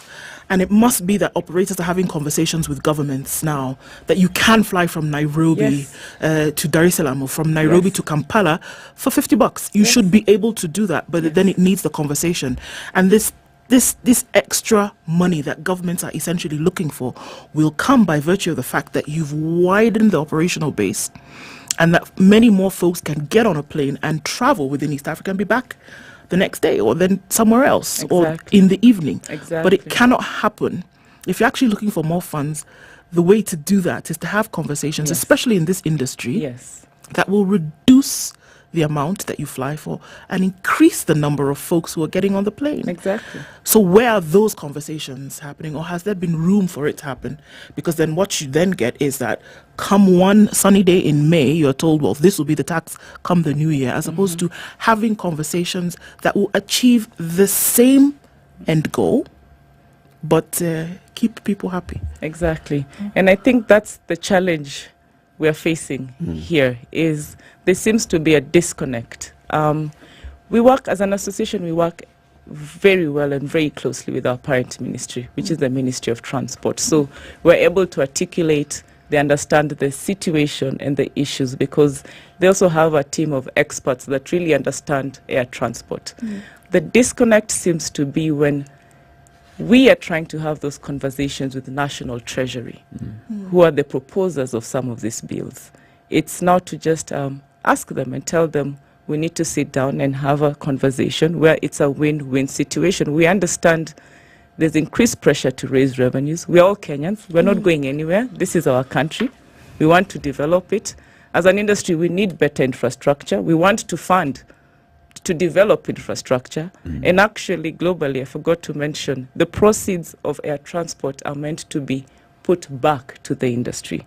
That is how developed countries work. That is why they're able to develop their infrastructure and etc. It's not meant to...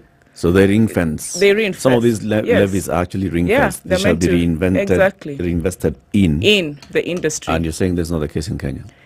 I don't know. I can't speak very... But you're not aware of any ring fencing? No, not that I'm aware of. Okay. Yes. So the conversations that happen between the association and the National Treasury, how far do they go? Are you accompanied by people from your parent ministry, the Ministry of Roads and Transport, who go there and see to their counterparts at the Treasury and say, so this is what the transport sector in Kenya needs? Right? Where they can say, these are the guys from road, these are the guys from rail, these are the guys from air, and these are the things that we say, so you can support these guys, this and the other. Have those kind of round table or square table or rectangular table conversations happened? At least in my instance, yes. Okay. We have had, because when, of course, we table the memorandum, we have to inform. So we've been able at least to sit down with the parent ministry and representatives from Treasury to speak about our concerns. But you see, that necessarily doesn't translate to the final product or action. And I think that is where we're seeing we need to figure out this disconnect. Liz, what kind of feedback do you get when you sit with these economists across the table and you tell them, so if we do this, this and the other, this is the support we need, this is what we can do? What do they tell you? Do they just give you blank stares, or do they ask questions? What? You know, most economists will ask a lot of questions and then tell you will receive feedback. And the feedback is what is in the finance bill. Even silence is an answer. Have you presented to the Finance Committee of the National Assembly? We are scheduled to go there tomorrow morning, 10 a.m. Mm-hmm. Yes. So tomorrow morning, you'll be there before that Finance Committee. You'll be presenting your proposal, your memorandum, and response to this. Exactly. Hoping that they listen and they do something about it. Yes. If they don't, we should expect that we will be paying more to fly. We should expect impact on jobs and job availability of jobs in this sector. Yes. We should expect that we may have fewer operators running out in this country. Yes. Hey. And perhaps losing our status as an aviation hub, you know. Again, I spoke about the maintenance, the training. There's a whole ecosystem that exists. And that is all at risk. We will lose our competitiveness. Thank you very much, Engineer, for joining us. Thank you. Engineer Liz Aluvanze is the CEO of the Kenya Association of Air Operators. Finance bill and the impact on the air transport sector in the country. Keep it here, 8 a.m.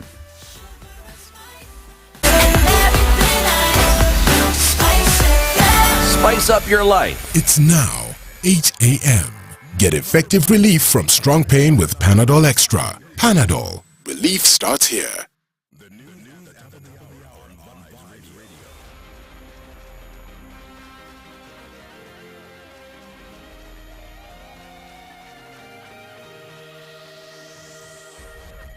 Good morning, this is the News Wire. I'm Leah Ubaga. The Kenyan National Parents Association now say that their children risk being sent home due to lack of capitation. Led by Chairman Silas Obuhatsa, they say that public boarding schools that don't have food, electricity and water to sustain pupils for another week.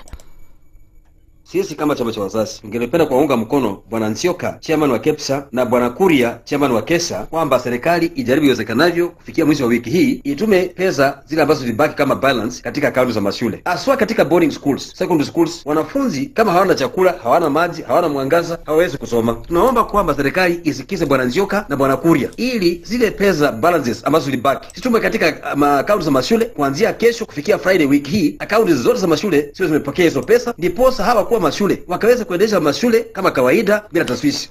Abu Hassaid now calling on the Ministry of Education to address the matter with the urgency it requires by sending capitation across schools that will enable learning activities continue uninterrupted. Kama principals hawana pesa na head teachers katika mashule inakuwa shida, kwa kulipa madeni ya shule ni shida, kununua chakula kwa shule ni shida, hata kununua stationery inakuwa shida. Kwa hiyo tunaomba serikali, ndio tunajua inafanya iwezekanavyo, inajaribu vile inaweza. Tumefungua mashule wakati wa mvua na mafuriko. Serikali imekuwa na shida nyingi. Tunajua kwamba imetumia pesa nyingi na bado inatumia pesa nyingi kurekebisha yale mashule ambayo yalikuwa yaribiwa na floods. Lakini tunaomba kwamba serikali isikize Bwana Nzioka na Bwana Kuria vile wametoa kilio na wamezungumza. A driver who was captured in a viral video assaulting a traffic police officer in a road rage incident along Committee Road, Nairobi, will this morning appear before the Makadara Law Court. Ian Njoroge is facing charges related to the alleged assault of a law enforcement officer. This event comes as Ian has defended himself, saying his actions were as a result of the officer asking him for bribe, yet he couldn't raise the amount requested. The Kenya Human Rights Commission has raised the red flag over the planned resettlement of families affected by the Mai Mahiu Dam tragedy. While calling for transparency, the Commission accused the government of forcing out the families from 2 camps into rented houses without offering a long-lasting solution. This came as the government closed the 2 last camps that had been hosting the families and offered them 3 months' rent, despite some of the victims rejecting the move. Clinical officers have vowed not to return to work until their needs are met, even as their strike enters its 2nd month today. KUKO Secretary General George Gibore says among the 10 issues they've raised is on discrimination in the payment of salaries. Kama si hivi ni hivi sasa. Clinical officers wawekwe kwa zile job groups ambao inafaa. Tunataka kuona mtu kama alikuwa job group J 10 years ago apelekwe zile job groups ambao anafaa kuwa, si kwenda interview ya job group K. It is about protecting our professional respect. When we are talking about professional dignity, you cannot be having 3 clinical officers. You have one who is on permanent and pensionable earning their full pay. Then you have another who is labeled UHC and they are paid half of what the one on PNP is paid. And then you have another labeled county contract and casual contract who is even now paid lower than the UHC, which is against the law. And that is discrimination. Makueni Governor Mtula Kilonzo Jr. has, however, assured the medical officers that their grievances will be addressed. So first, as the Chairman of Legal Affairs, Human Rights in the Council of Governors, I will take your memorandum and present it as is to the Council, to the Chair, both of the Council of Governors, to Mudhome Njuki, Governor of Tharaka Nithi, so that we can get this matter addressed once and for all. And police in Machakos County have launched an investigation into an incident in which a 50-year-old man committed suicide inside a temporary holding room in the Machakos town bus park. The deceased, identified as Mutuku Mutie, allegedly used his belt to hang himself during his confinement. Police say the deceased was arrested by county officers over touting and use of abusive language on commuters. That's the Newswire. I'm Leah Ubaga.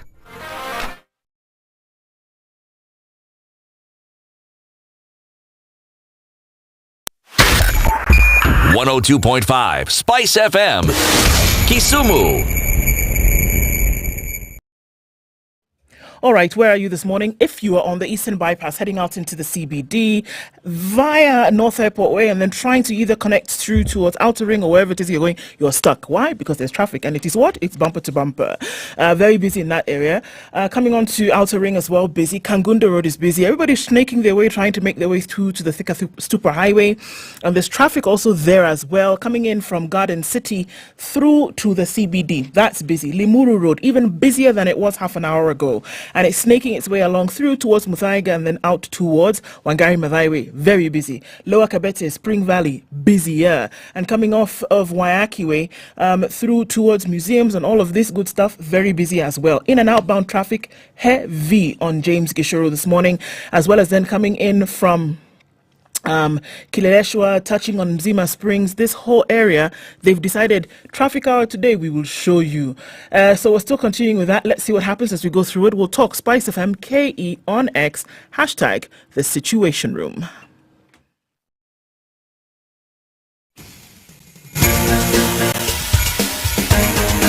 This is the Situation Room, the home of hard-hitting political commentary and penetrating insights about the state of the nation. This is a talk radio experience like no other. The Situation Room, a place for hard truths, debates, and elevated conversations. The Situation Room, witty, political, engaging, deep, controversial. In the room, we have C.T. Muga, researcher, academic, seasoned political observer, a fountain of wisdom in these politically uncertain times. Ndu Okoh, Nigerian by birth, Kenyan by choice, communications expert, Pan-Africanist, a truth seeker and believer in people power, and Eric Lafiff, agent provocateur, the man in the chair, seasoned journalist, news hound, a man who believes in punching up, not down. This is the Situation Room, the only way to start your day. It's 7 minutes after 8. We're on to the third hour of the Situation Room. Asante sana for keeping it locked. If you're watching if you're watching this conversation later, you're here. Maybe. Not there. You're watching it later, maybe, in the afternoon, in the morning, wherever you are, you've just woken up. It's been overnight in the Americas. You're waking up and you're catching up with the conversation. We finished this thing a long time ago. We are already at home. But thank you because you're watching it now. We're live on SpiceFM, on KTN Home, on YouTube and Facebook. You can find the conversations on our YouTube and Facebook channels whenever, at whatever time of the day or year or month, okay? And asante sana for tuning in. So you had your tax obligations up to December 31st, 2022. you did not remit your taxes, or whatever happened, you did not, okay? So those things, the taxes started accruing penalty, and the penalty started accruing interest. So now you have the principal tax, you've got the penalty, and you've got the interest. And the figure now just looks completely different from what you thought it was. KRA are telling you, no, you know what, let's actually have a conversation. We are allowed by law now to offer a tax amnesty on these things. So if we have a conversation with you before the end of this month of June, it's possible for us to discuss how we can waive the penalty and interest and only remain with the principal tax owed, and even on that one we can work out a repayment plan. See it, because now it is 10 million shillings, we expect you to give us 10 million shillings. Ha! Like that. No, we can work out a repayment plan. How can you do this? How, for how long? As long as you commit and you put it in writing. So that's what they're saying. Tax arrears up to the 31st of December 2022, you qualify for tax amnesty. Talk to KRA. How do you do that, Ndu? You call, first of all, 0711 999. Okay, let me start again. 0711 099 999. That's 0711 099999. Give a call and find out exactly what you need to do. Or, if you're savvy enough, get onto the website www.kra.go.ke, go to iTax, and then go to the Debt and Repayment tab. There are 5 other tabs after that, and it's a real step-by-step, quick look into what you need to do. And at the end of the day, you come out on top, having sorted out your issues. Easy. Okay. Log on, talk to someone, get it done. They call it easy peasy. Lemon squeezy. Okay, that's the one. That's the one.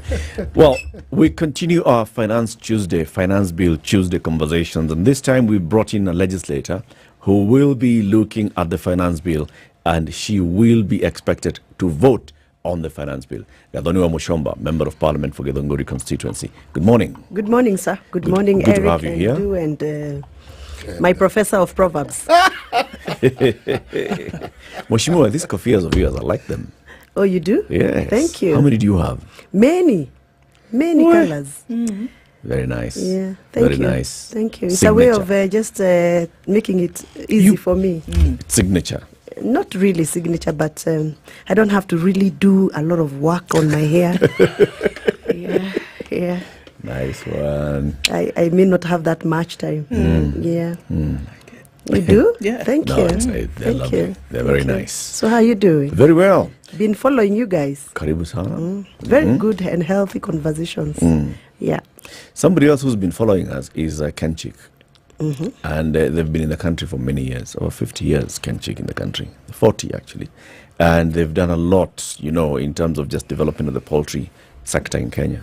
And people have consumed kuku because Kenchik has supported this. So Kenchik have listened to people and have said, now that we have actually understood chicken, no, we understand meat. So how can we also increase or diversify our offering of meat products? So they've come up with Ken Beef by Kenchik. Ken Beef is now beef by Kenchik. So if you're thinking sausages, beef sausages. If you're thinking burger patties, beef burger patties. If you're thinking of, what are the other things? The cow's bacon is called macon. Macon. Okay. Sour. Macon. And those are things. Gadoni, Have you told them? Those mutura things that are long ones that are sold in supermarkets. Please don't mention mutura in the morning. This is tempting. This is really tempting. And mutura is a 5:30 p.m. thing. Surely. How do you mention it in the morning? Now these ones are called buruvus. Those ones. The buruvus. Okay. Have you told them that finance bill is going to impact them very seriously? They know. They know. They know that we have a very serious proposal that is going to adversely affect and impact poultry farmers. If they don't know, ask them to tune in here. Where?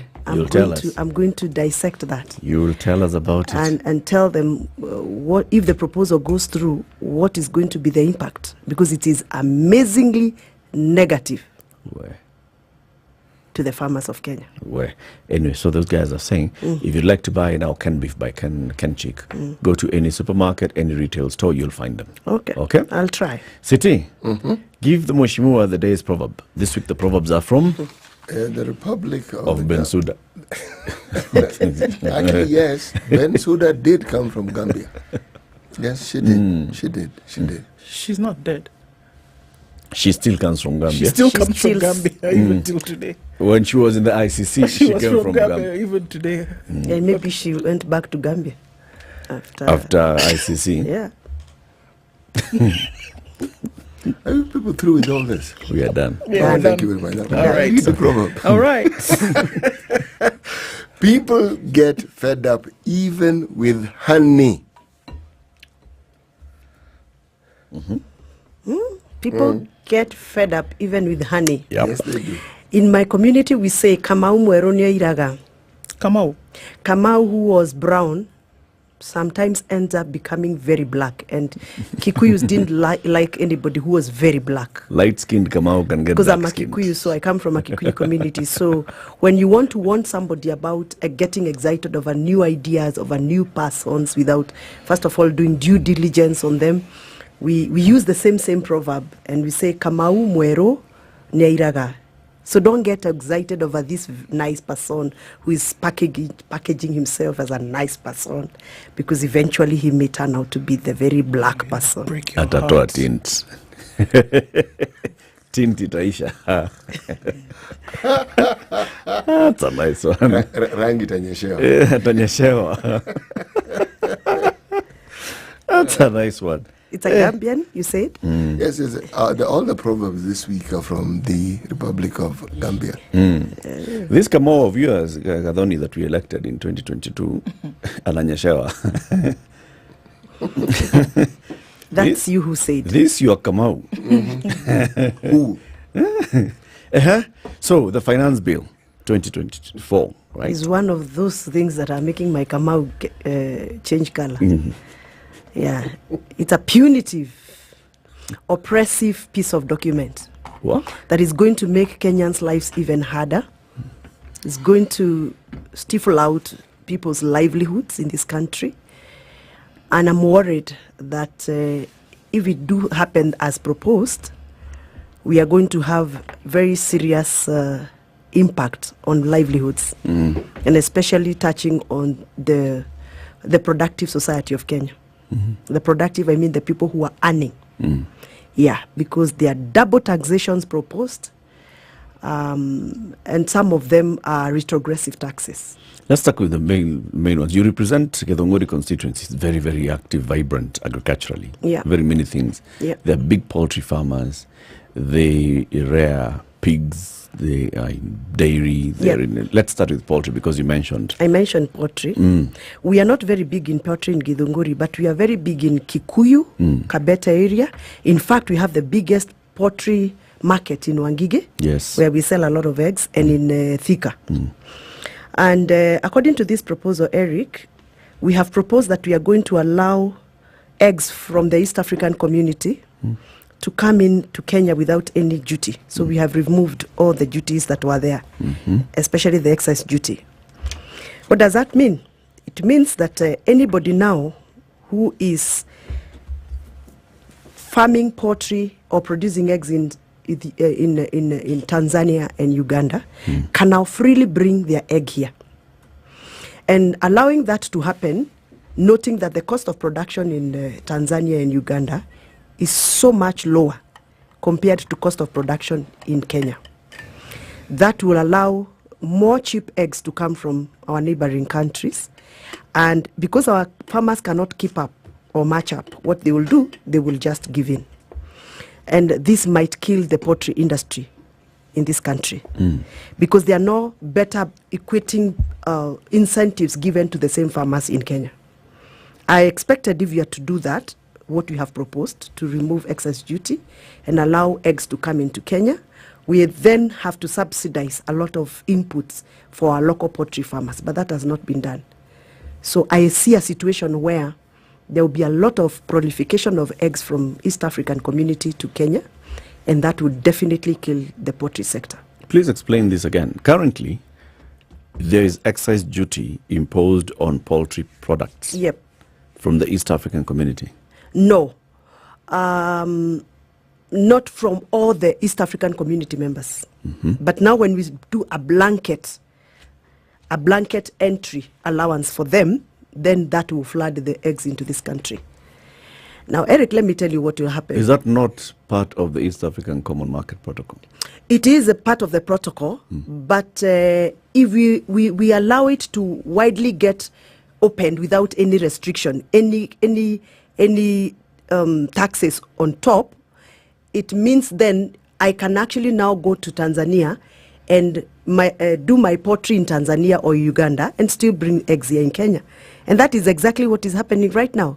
The big players of poultry are now relocating, including some of the people we know that are in the executive and the presidency. They've moved their poultry farms from Kenya to Tanzania and to Uganda. So this is actually preferential. This excise duty removal is preferential to favor some serious investors who know what's going on. Eric, what is also going to happen is that there are countries that are outside the East African Community Treaty and are enjoying other block treaties like the COMESA and ECOWAS. And they have also allowed what we call STIP. STIP means a United States Stimulus Importation Program, where those countries allow finished poultry products into their country. So there are countries within East Africa who will access the products that are coming from Europe and from America and other countries to their countries. And because they are also enjoying the East African Community exemption, they will now be able to bring those products into Nairobi. Okay. You understand what I'm saying? Okay. So that means this is a new pathway we have created to receiving even products that are coming from Europe, poultry product, but through shortcuts. There was an attempt about, I think in January or February, I don't know whether you read about it, where there was a meeting that was done and it was supposed to discuss the STIP documents. STIP is an agreement that looks at allowing America to dump, let me use that word, to dump their finished poultry products into Kenya. US-Kenya STIP. I want to explain what this document was talking about. The Ministry of Trade held a meeting between the Kenya Poultry Breeders Association of Kenya to ask their views on what they feel if they allowed US to bring in final poultry products, finished. When I say finished, I mean when you slaughter a chicken, there is that piece of the head that is not consumed in US, and there is those migus, those what are they called? What is It's all feet. Migus. those legs, the claws. Yes. They are not consumed heavily in US. So if we allow this kind of an agreement, the Kenya-US TIP negotiation program, we will allow America to dump their legs and their heads into Kenya. And they come at a very, very subsidized platform. They will definitely kill the local street poultry product market. Okay. Now, let me take you to That Gambia. was a conversation Let me take you to about, Gambia, where City took us with the proverb. Or rather, let me take you to Senegal. Let me take you to Cameroon. Allow me to take you to such countries that have already allowed this kind of business to happen. The poultry industry in those countries has collapsed. Some of them has collapsed up to about 20%, others to about 70%, based on where STIP found them. So this discussion, I'm not so sure whether the presidential delegation that went to USA last week, whether they finalized on this agreement. Because if they did, then we brace ourselves to a diminishing poultry sector in this country. In terms of accessing the East African market, right? Yeah. Right now, Kenyan eggs can go to Tanzania. Yeah. Tax-free. Yes. So what's wrong with Tanzanian eggs coming to Kenya tax-free? The only problem is that their production cost in Tanzania is slightly lower than the production cost in Kenya. So why can't we lower our costs? So an egg produced in Tanzania will cost less. And therefore, if it is matched with a Kenyan egg, that egg in Tanzania will be more competitive. Why can't we lower our costs? That is a question. That is a question. Before we propose the removal of those duties to allow eggs to stream in from Tanzania and Uganda, we should have first of all asked ourselves, what is this platform that we need to give to our local farmer so that they can competitively trade or compete with those eggs that are coming from other countries? Right now, Eric, I am a farmer, I can tell you, buying a 90-kilogram bag of dairy meal for a cow or any product that is going to for poultry in this country is actually very punitive. And most farmers are running away from even processed dairy meals, and now they are going back to their backyard, what we call cottage growing. And how many of us can afford to do cottage growing? I mean, if I have, for example, 50 cows, can I sustain to feed these cows from my cottage, from my backyard? I cannot. And when it comes to the volumes of productivity, then the yields are also affected. So I am flagging this issue as a farmer, that we may need to go back to the drawing board before we pass this finance bill. We may need to consider engaging farmers. And I'm happy that the Poultry Producers and Breeders Association of Kenya did their memorandum to the Finance Committee of the National Assembly. And I'm hoping that the Finance Committee is going to look at that proposal, analyze the memorandum, and probably maybe even engage further with technical experts before making decisions on that issue of poultry. Otherwise, we are going to be retrogressive. But Mweshima, this is the thing, though, that we speak of. When you speak about it from the experience of a farmer, that then contributes to public participation. And as we know, according to the law, there's nothing in word that should be done without the element of public participation. It is the farmers who participate in this conversation. When we talk about going back to the drawing board, the people who hold the paintbrushes, it's the farmers, it's the suppliers, it's the folks who are on the ground who actually understand what this thing means. But is it really taken into consideration, and who has these conversations about these things? Before I respond to your concern, let me clarify what STIP means. STIP means Strategic Trade and Investment Partnership. That is US-Kenya Strategic Trade and Investment Partnership.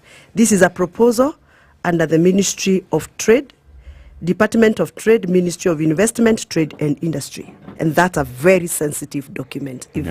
It's the ongoing trade talks between Kenya and the US. Yes, that have been going on for years. Yes. And we were told by the US ambassador it's likely to be concluded later this year. And if it is concluded, then you can be sure. Some of these proposals, if they're not amended, then they'll have an There are impact. so many boys and girls who rely on abattoirs. What do you call them? Abattoirs. Yeah. Abattoirs. Yes. For layman's language, slaughterhouses for chicken. And if you go to everywhere where there is a slaughterhouse for chicken in this country, there are those young boys who always wait for the heads, feet. for the chicken feet and the heads. And the matumbo. And the matumbos. And let me tell you, that's a whole economy. It is. It is a whole economy. So if we allow US to actually bring those matumbos, chicken matumbos and chicken feet in this country, and they are going to bring them at to them it's waste. So they're actually going to dump that as waste here. So they can sell as cheap as 1 shilling per feet. 1 shilling per kilo of matumbo, because they are actually waste. It's dumping. So what will happen to those boys of Korogosho? Like in Naivasha, there's a place called the Fire Mario's place. Opposite Fire Mario's place, there's a big abattoir where they do a lot of slaughter of chicken, and there's a lot of business that happens there. So what happens to those boys and girls, noting that we still have a lot of problems with employment? That's done. Let me respond to what my sister has asked about public participation. This constitution that I always carry, and remember I'm the chair of the committee that oversees Parliament on matters constitution implementation, clearly outlines the sovereignty of Kenyan people. Article 1 of this constitution dictates that the sovereignty of Kenyan people must be given the right space and must be allowed to thrive.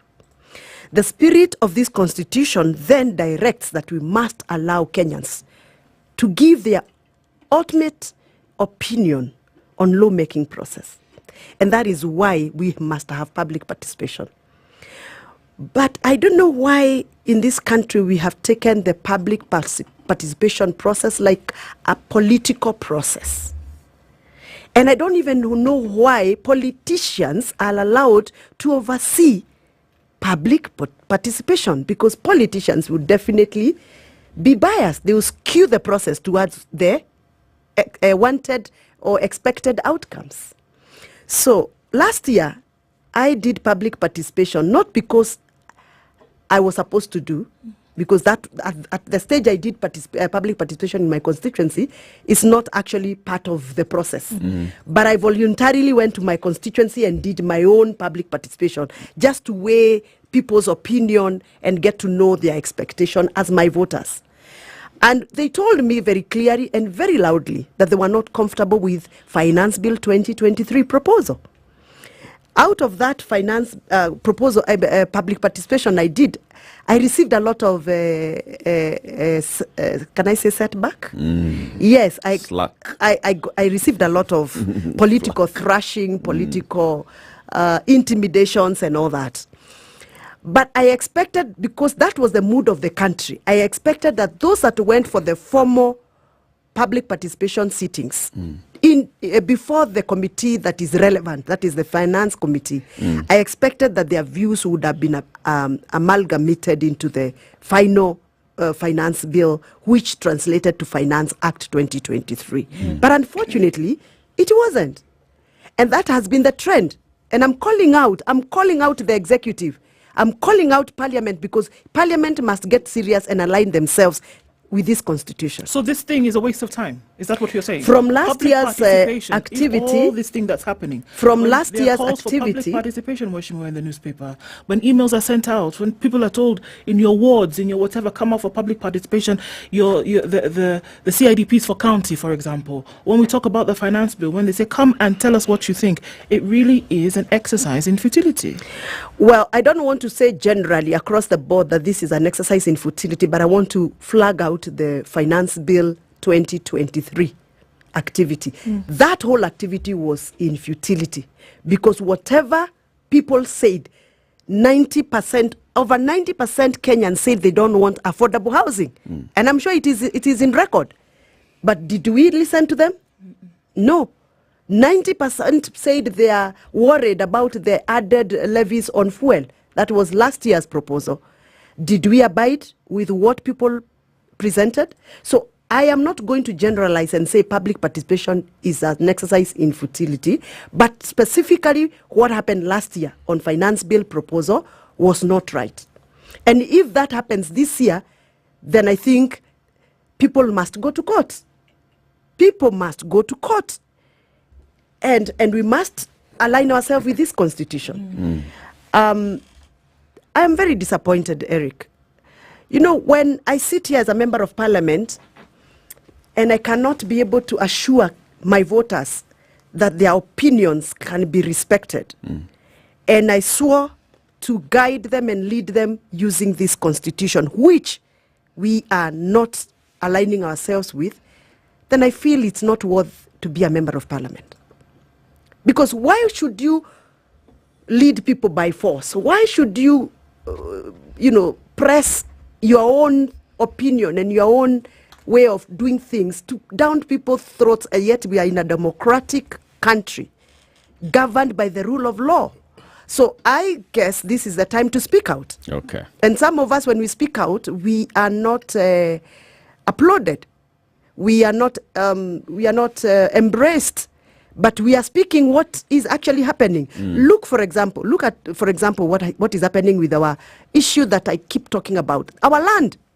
I came here last year, you remember, and I said, you cannot come and force yourself to build houses for us and take away our land without even asking us whether we are comfortable to give you our land.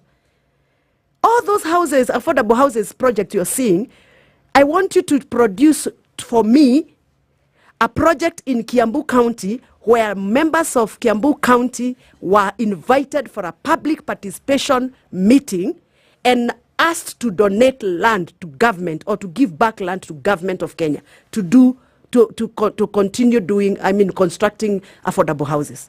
But we are only hearing there is a affordable housing project coming up in Sijui Thika, coming up Sijui in Roiro, and nobody is asking us, what is it that you need? In my own constituency, I overheard that there were plans for people to come and take over land that belongs to the Mau Mau veterans.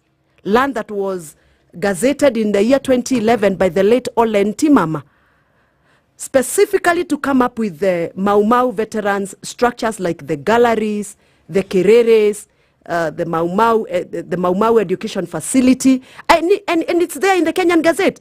Then somebody somewhere is seated in a boardroom crafting on how they are going to come up with affordable houses on that land without engaging the Mau Mau themselves, without engaging us, because we are the owners of the land. I mean, that is what I'm calling out. We must align ourselves with this constitution. If we want a government, a functional government, we must follow the constitution of Kenya. Time for that break. The Honorable Gathoniwa Mushomba is a member of Parliament for Githunguri constituency. She is the chair of the National Assembly Committee for the Implementation of the Constitution. We are talking about public participation, the threshold for engaging with Parliament and the threshold for Parliament oversighting the executive. We'll be back. This is the Situation Room, the only way to start your... One of the things that are ailing our country is negative ethnicity. You find you as a state officer, instead of thinking as a Kenyan, you think like a tribal person. Let me tell you something. The biggest problem we have had in this country is a leadership deficit. There is nothing that you are going to do in the process of change if you are not a risk taker. So you really have to pursue your vision to a logical conclusion and even be ready to step on people's toes.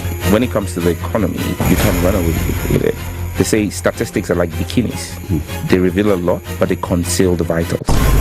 And so government people would throw statistics at you and tell you they're revealing a lot of information to you, but it's really concealing the real vitals.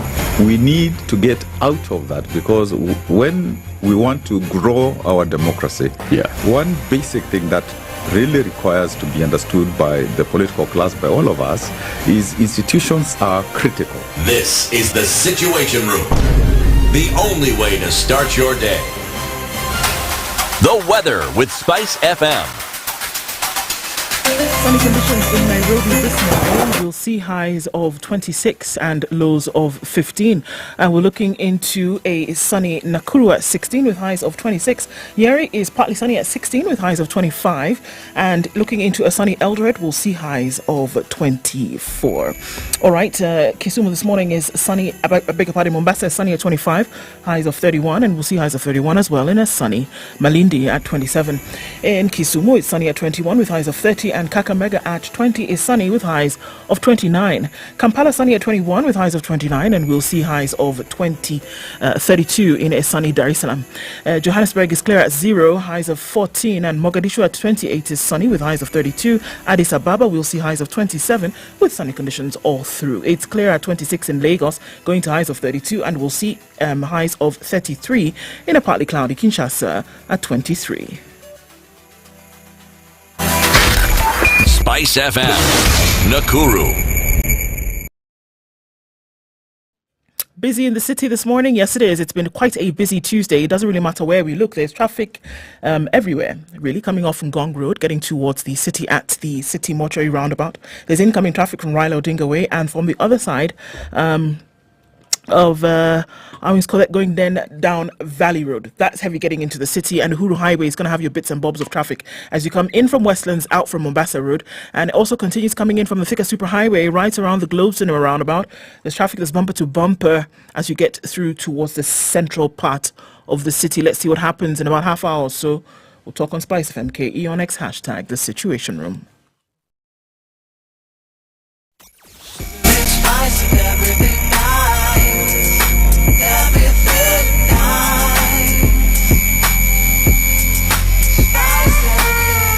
Spice up your life. Mature, intelligent talk every morning. Spice up yourself.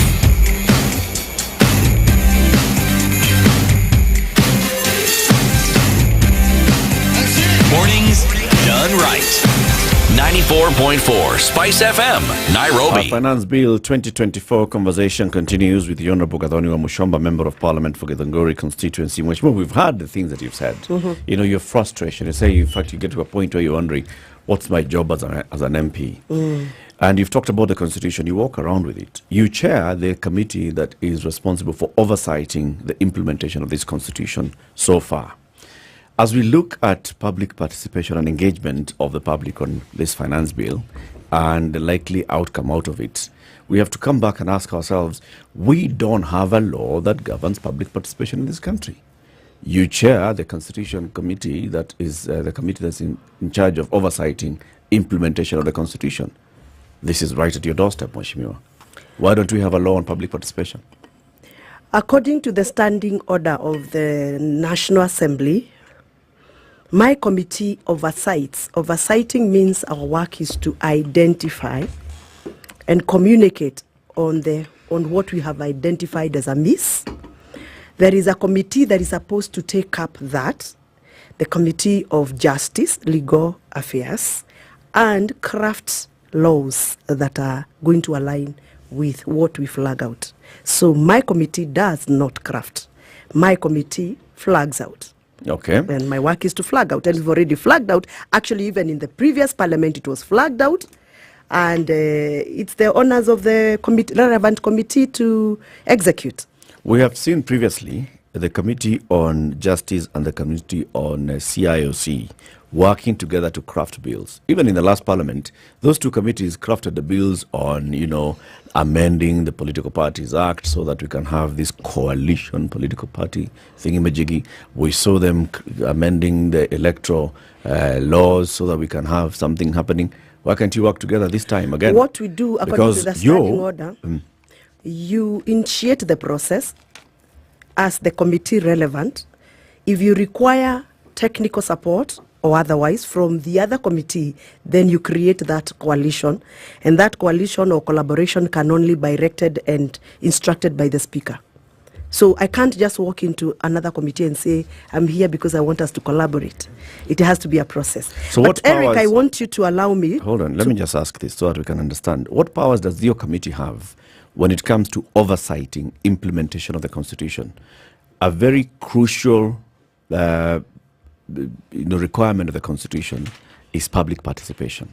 Very crucial. Like you said, it is the one that makes sure that Chapter 1 of the Constitution is then implemented, because you're giving oversight. There is a committee whose work What is powers does your committee have? Our work, like I said, I repeat, our work is to actually identify areas where we have not implemented, but to ensure that the implementation has happened. That's not our work. There is a committee on constitutional implementation in the National Assembly. That's their work. And you are the chairman of the committee on... Oversight. No. Yours is implementation oversight committee. Yes. The Constitution So we look at implementation to oversight what extent committee. have you implemented. But if you have not implemented, for example, you have not implemented the 2/3, for example, and it is a threshold within the Constitution. Yes. Our work is to flag out who has not done what. And what sub-article have you not implemented up to there. And then? The process of making sure and ensuring that it is implemented, it is taken over by the Committee on Implementation, which waits for us to flag out, and then they take over. I thought the Committee for Implementation that's the confusion people don't understand between my committee and the Committee on Implementation. I thought the Implementation Committee was to implement decisions of Parliament to make sure that then they are followed up with action. Definitely, yes. The seasons of Parliament means anything that has been flagged within the parliamentary proceedings, including my committee's work. And who's the chair of this committee that's supposed to implement? Currently, the chair is... I'm not so sure, because the last parliament it was Sholei. We'll find It out was, in due course. it was the deputy speaker last parliament. This parliament, I think it is Murugara. I'm not so sure. Murugara is JLAC. It's JLAC. Yes. I'm not so sure. I need to check on the list. But allow me to go back to the finance bill. So because we have finance bill, we are talking about people giving feedback. The committee is sitting and listening to people from various sectors coming and giving feedback. Which committee? Committee on Finance and Planning, right? Okay. People in various other areas across the country may be giving feedback. How do we make sure that the feedback that's coming from across all sectors of the country land at the Finance Committee's desk, and we then track how the Finance Committee has made its decision with input or not from the public? How do we make sure of that? If we had a public participation bill, maybe we'd have something. I think the procedures of public participation within the Finance Committee are advertised by the same committee, and I'm sure they have a schedule probably. I'm not so sure because I can't speak for them. I believe they should have a schedule where every county or every sub-county has a sitting where they receive the opinions and submissions. I'm sure they have floated us an email where people should submit their. I have already submitted. I saw an email, and I also submitted on behalf of dairy farmers because I'm a dairy farmer. And then they should sit and retreat and look at the submissions. So what is the threshold here? Because we've seen previously when in the matter of the affordable housing bill, the court saying that there was no sufficient public participation in the manner in which it had been advertised. And that's why Parliament had to then change and say we are going to have sittings across the country. And the joint committee had to go now across the country listening to people on the issue of the affordable housing bill. This one, it's receiving memoranda. What's the threshold for public participation? How do we know I which is sufficient and would insufficient? Want to request you to allow me to also study that, because I participated just last week, but when I participated on the budget, public participation for budget committee, BAC. And I was concerned because in Kiambu County, we were only given one forum in Kirigiti. And you know, Kiambu County, we have 12 constituencies. So I assumed that they assumed that people from Raleigh would be comfortable to drive all the way to Kirigiti to just come and give, their views. And they assumed that also people from Thika, the extent of Gatuanyaga, could drive all the way to come to Kirigiti and give their views. So I think this whole public participation issue needs to be reviewed. That's my take. I think we may need to sit down and ask ourselves, are we doing the right thing? Because when you do one forum for 2 hours in Kirigiti and you are harassing everybody to finish, Kirigiti is in Kiambu. Kiambu, near Kis, near Kenya, around, yes. So you want me to come from Larry, the far end of Larry, near flyover, to come to Kirigiti to give my opinion on budget allocations. And how many of us can afford anyway? So those are the issues that I think, because I'm not the right person to speak about this whole thing, basically because I don't chair the BSC committee, I don't chair the finance committee, and I am still not very familiar with public participation, the thresholds you're asking for. So allow me to study, and probably the next interview, we will dissect that further. Allow me to go back to the finance, because that is what I had prepared. Because he asked me a question, Eric asked me a question, because I represent farmers. How do I feel like my farmers are taken care of within this finance bill? And I would say yes and no. No, because I represent milk farmers, poultry farmers, coffee farmers, and tea farmers. I have seen this proposal like it's a bit discriminative, Eric. On the basis of you cannot remove some taxes on a certain sector and you do not touch on the other sector. There is a proposal that is on the zero-rated supplies that says that transportation of sugarcane from farms to milling factories are going to be zero-rated on supplies. But I've not seen transportation of tea, transportation of coffee, transportation of milk. And in my constituency, milk transportation takes all the money that the farmer is supposed to end up with. The cost of transportation of milk is very expensive in Githunguri. Most of my farmers lose their money during that process. Because, of course, milk is perishable. So most farmers, by the time they deliver the milk to the processing point, the milk is already spoiled and they have to lose all the kilos. This transportation causes this problem. Cause this problem in terms of? You see, the cost of transportation ensures that the farmers don't benefit from their milk. Yeah. So what is it about the transportation? Because the farmer has to be charged for the cost of transportation. Now, let's take, for example, a farmer who is transporting milk from their boma, their shed, their home. You have to package this milk into the right container, otherwise your milk is going to be disqualified. You have to use aluminium and a certain gauge of aluminium, not just aluminium. You have to make sure that your the temperature of your milk is right. Because if the temperature of your milk is not right, according to your processor, your milk is not going to be accepted. You have to make sure that your milk is covered. So if you're carrying your milk using a boda, you must make sure that the container that is filling your milk is properly covered, sealed. Now, all those costs of ensuring that your milk is covered and transported in the right container, that whole cost is pushed back to the farmer. Because the processors are the ones who provide that transport. They provide you with the container, they provide you with the trucks that are going to pick your milk so that they can maintain the right temperature, and they charge you for that. So at the end of the day, the farmer is the one who is losing. So when you come to the finance bill, this is a national document. It is not a regional document. And you zero rate or you remove taxes on supplies of a certain sector, and you do not touch the other sector, then I can only conclude that this is discriminatory. And therefore, I'm flagging it out. If you are to zero rate supplies, zero rate supplies for every farmer. And if you really have to take care of the sugarcane farmers, and you don't touch my farmers, then I need to be explained to. Why? Why is my milk farmer not enjoying this kind of tax favors? Now, number 2 issue on farming, I looked forward to a situation where every raw material that is used for dairy products, that is dairy livestock product, will be zero rated so that prices of production can come down.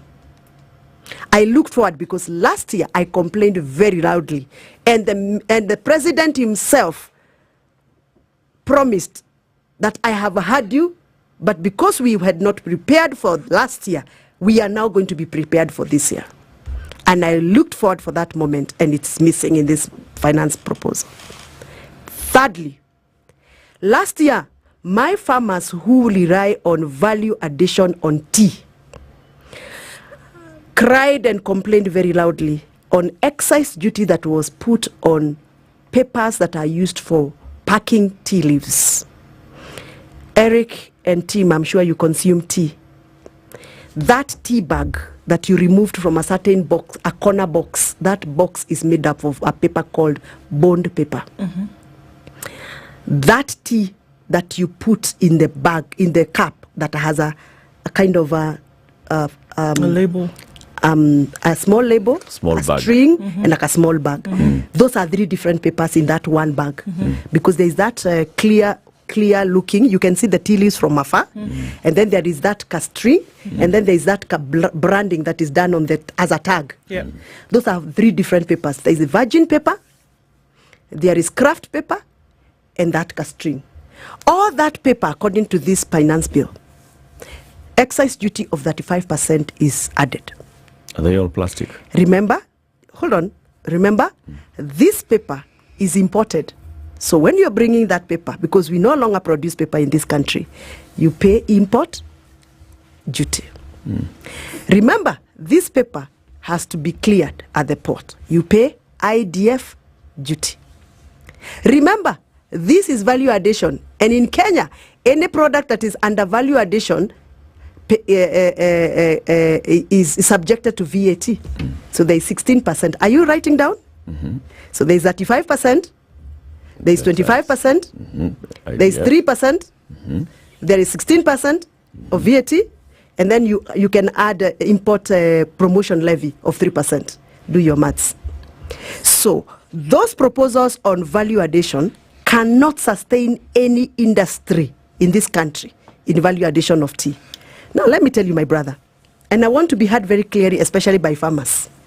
As we speak right now, we have an extremely serious jam of tea in our Mombasa warehouses. We have over 80 million kilos of tea that is stranded in Mombasa. Why? One of the reasons why we have that serious jam in Mombasa is because of the Finance Bill 2023, the Finance Act, because all these taxes interfered with the people who are packing our tea. In Mombasa, tea that is not bought through from the auction is normally bought by packers. And packers will pack this tea, either they sell it here as value-added tea through your supermarket, or they export that tea as value-added tea. From last year, after we passed the Finance Act last year, most of the packers closed down or relocated to Dubai and to Egypt and to Sri Lanka. Now, those packers used to buy the reject tea. Let me call it reject. But I shouldn't call it reject. Let me call it grade 2 tea. Grade 1 tea is the one that is normally bought very hurriedly at the auction. Grade 2 tea is the tea that the packers were exposed to buying and packing. Now that we exerted all these taxes, packers were discouraged and there is no more value addition. The reason number 2 why we have jam in Mombasa for tea, and as I speak like this, I'm sure farmers in Kericho and Nandi know what I'm talking about, because they know that their suppliers have not been paid for the last 1 year. They know some of the farmers are yet to receive their monthly payments. They know the problems of auctions that have been experienced by some factories, because that jam, that mess in Mombasa is actually affecting farmers at the factory level. The government of Kenya, through what they called the tea reforms, introduced a price guidance procedure. What does that mean? The government of Kenya, through tea reforms, fixed prices. When they fixed prices, grade 1 tea and grade 2 tea, the difference between the prices was only 0.45 of a dollar. Most of the buyers of our teas at the auction decided there is no difference, there is no value addition for me to buy grade 2 tea, which is only less with 0.45 of a dollar. I would rather buy grade 1. So all the grade 1 tea from Central, because most of the grade 1 tea is from Central Kenya, was bought. All the grade 2 tea, mostly from Kericho and Nandi areas, is what is lying in Mombasa. And buyers at the auction are only going for grade 1 tea. I am not an expert on tea auction. I would want you to invite some of those traders from the tea auction here to confirm whatever I'm saying, whether it is true or not. Now, let me speak as a member of parliament for Githunguri. Our grade 1 tea from Kagwe Tea Factory and Kamba Tea Factory is a hot cake in Mombasa.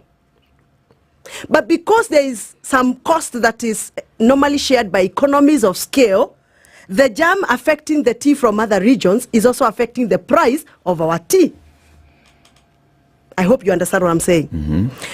Now, there were those farmers that were buying tea at the factory level at Kagwe Tea Factory and Kaba Tea Factory. Those are the mama bogas who normally go and ask for the grade 2 tea, and they will pack it in Githunguri town, Githega town, and they will sell it. They hawk that tea to us. And by the way, it's normally very good tea. That's what I normally consume. It's very good tea. Now, when we added the price of packing papers on this finance bill, and by the way, when I was talking about the many taxes, I didn't touch on eco tax, which has been introduced, and that same paper is being charged ECOP tax. So all those taxes I've mentioned have actually made that mama mboga who used to pack tea in Githunguri from Kamba Tea Factory run away from that business. So basically, how it's many? rendering Let me people finish. Let jobless. me finish before I forget, my brother. So if you look at the value chain before the taxation and after taxation, the boda guy who used to move around and collect that tea cannot afford to do so. The mama boga who used to go and buy that tea and pack as a cottage industry exercise and sell it to us cannot afford to do it because the cost of paper is so high. The cost of electricity went high last year because of fuel and many other issues that we introduced through the Finance Act Final 2023. question, Mheshimiwa Gadhoni. Yes. You're a member of parliament. Yes. Okay. So you've clearly understood the impact that some of these proposals can have on very many sectors of the industry. Do you have a forum where you can raise these issues? Do you have a forum where you can explain these issues to other members of parliament, where then all of you can decide and vote properly on such an issue? The only forum I have as a member of parliament is to go to the National Assembly floor and debate. And once I debate, if members are convinced what I'm saying is right, they vote with me, either to reject or to accept. Are there other members who see what you're seeing? Unfortunately, I don't think we still have that opportunity to debate effectively in the National Assembly of Kenya. Because, like I said last year, Parliament is heavily patronized. And therefore, people come there already opinionated that we are going to pass that finance bill, whatever it takes, however it looks, whatever is inside there, because we want to please our party leader. We want to abide by the party positions. Bottom line, so irrespective of the issues that I'm raising, the law is being made from elsewhere. Parliament is rubber stamping it. Is that what you're saying? From what I saw last year, yes. That people are telling you, Gadhoni, we hear you. Like last year, I really made a lot of noise because of my farmers. And some members of parliament would come and tell me, I hear you, Gadhoni, what you're saying is right. You are actually talking the truth. But because I belong to this party, I must pass that finance bill earliest in the morning so that I can please my party leader. Okay. Unfortunately. Gadhoni Wamuchomba, the member of parliament for Githunguri constituency, has been our guest. Do we need parliament? Okay. That's what I'm stuck. Next debate. Do we need parliament? 9 a.m. Time for the news. Spice up your life. It's now 9 a.m. Get effective relief from strong pain with Panadol Extra. Panadol. Relief starts here.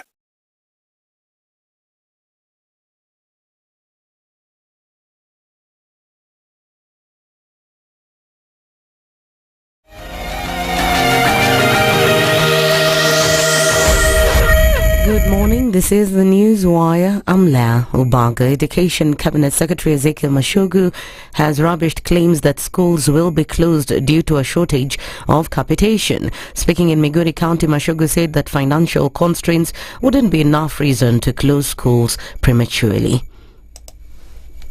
There is no school which is crossing for lack of capitation. I want to assure you that during last term, we were able to give the 50% required capitation. The first amount we gave was 25% of the total amount of capitation that was supposed to be given in the calendar year. And then towards the end of first term, we were able to give another 25%, making it a total of 50% of the total requirement of capitation. He further assured head teachers that 30% of the capitation would be released soon. We are also very soon, I don't want specifically to indicate one, giving another 30% of the capitation to all our secondary schools and our primary schools. So the normal running will be able to continue in all our schools, may it be secondary or primary schools. This event comes as the Kenya National Parents Association say that their children risk being sent home due to lack of capitation. Led by Chairman Silas Obuhatsa, they say that public boarding schools say that they don't have food, electricity and water to sustain pupils for another week. Sisi kama chama cha wazazi tungelipenda kuwaunga mkono bwana Nsioka, chairman wa KEPSA, na bwana Kuria, chairman wa KESA, kwamba serikali ijaribu iwezekanavyo kufikia mwisho wa wiki hii itume pesa zile ambazo zilibaki kama balance katika akaunti za mashule, aswa katika boarding schools, secondary schools. Wanafunzi kama hawana chakula, hawana maji, hawana mwangaza, hawawezi kusoma. Tunaomba kwamba serikali isikize bwana Nsioka na bwana Kuria ili zile pesa balances ambazo zilibaki situme katika akaunti za mashule kuanzia kesho kufikia Friday wiki hii. Akaunti zote za mashule sio zimepokea hizo pesa, ndiposa hawa kuwa mashule wakaweza kuendesha mashule kama kawaida bila taswishi. The Kenya Medical Practitioners, Pharmacists and Dentists Union has given an update on the status of the implementation of the return to work formula signed between striking doctors and the government last month. Speaking while at a meeting with Public Health PS Mary Muriuki, medics said that interns who missed their April salaries will be paid together with the June salary since they are set to complete their internship next month. They also observed that basic salary arrears for members who've not yet received their pay will be settled, and a complete list of the affected individuals has already been forwarded for consideration. This event comes as clinical officers are still on strike, and their strike has entered its 65th day today. The fifth phase of exhumation of bodies at Shakahola Forest continues today, with 7 more bodies having been exhumed. Chief Government Pathologist Johansen Odor says this now brings the total death toll to 436. Odor further indicated that 50 graves had been earmarked for the exhumation exercise. We identified 3 graves, and in these 3 graves we were able to exhume about 7 bodies. One of the graves actually had 4 bodies, while the other 2 had 1 each. The soil is loose, so it helps us very, very much to identify the graves. And as you've been here today with us, you've noticed that any place where we suspect, by using those criteria, we've been actually finding bodies inside. Odor added that the DNA testing, which had been halted due to lack of some reagents, is now set for completion within the next 1 month. There was an issue with the government chemists who had not had some reagents, but they've gotten reagents, and we expect that within the next 1 month they'll be able to have analyze the bodies which are there with them, so that as we exhume, we'll be also able to release the bodies which are there, so that now we can create also space. Financial experts are now predicting that the Kenyan shilling will rise to 138 shillings against the US dollar by the end of this month. The analyst from Pan-African Market Insights, Farm Steers, say that the Kenyan shilling witnessed large swings in May after appreciating 2.09% between May 2nd and 16th. This saw the local currency resume a consistent depreciation to close the month at 133.37 shillings against the dollar. That's the Newswire. I'm Leah Ubaga.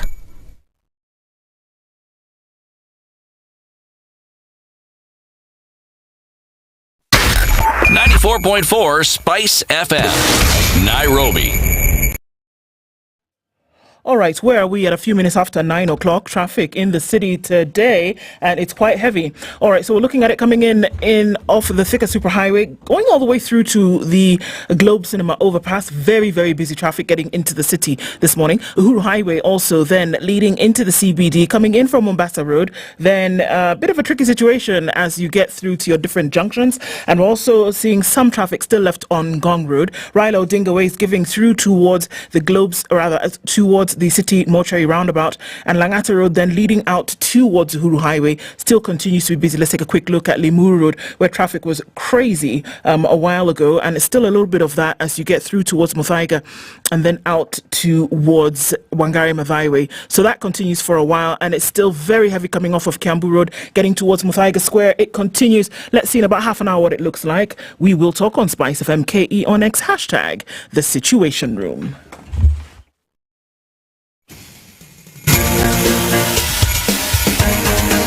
This is the Situation Room, the home of hard-hitting political commentary and penetrating insights about the state of the nation. This is a talk radio experience like no other. The Situation Room, a place for hard truths, debates, and elevated conversations. The Situation Room, witty, political, engaging, deep, controversial. In the room, we have C.T. Muga, researcher, academic, seasoned political observer, a fountain of wisdom in these politically uncertain times. Ndu Okoh, Nigerian by birth, Kenyan by choice, communications expert, Pan-Africanist, a truth seeker and believer in people power, and Eric Latin, agent provocateur, the man in the chair, seasoned journalist, news hound, a man who believes in punching up, not down. This is the Situation Room, the only way to start your day. Take advantage of the KRA tax amnesty. Why, Ndu? Because when you do that, those taxes and levies that you didn't know about, and then you're suddenly slapped with that bill, there's an amnesty. What does that mean? That we forgive, Abi? And that you don't have to pay those taxes and levies. If you get on and do it in time, then you just pay principal. Yes. Principal. Right. And if you do it in time, then you'll be able to, if there are any levies attached to you, you can be forgiven of those. And then you can penalty and interest. Such things. You need to log on to the website, all right, www.kra.go.ke, and get to the tab where you see iTax, debt and payments, and then you go through those there are 6 tabs actually. Click continue, put in the right information, you get to the end of it and you're done. Take advantage of the amnesty today, so that you'll not complain tomorrow. What's the number to call them? 0711 099 999. 0711 099 999. It's as simple as that. Very, very simple. 0711 099 999. Or go on to www.itax.kra.go.ke. I was just checking to see if you're awake. Sawa kabisa. We continue our conversation. This Tuesday, all our guests have been ladies, and the final one is going to talk to us about tech. Dr. Ellen Karuga is the managing director of a company called Vista Prime Solutions Limited. She is also the director of tech at AI Kenya. She'll tell us all what all these things are. Daktari, good morning. Good morning to you. Welcome to the hot seat of the Situation Room. Thank you. Karibu sana. Asante. CT will give you the day's proverb. Now, your job is to listen to the proverb, internalize the proverb, and then you do your algorithms, and you give us your interpretation of the proverb. The proverbs this week are from the Republic of the Gambia. Yes. People get fed up even with honey. People get fed up even with honey. Even with honey.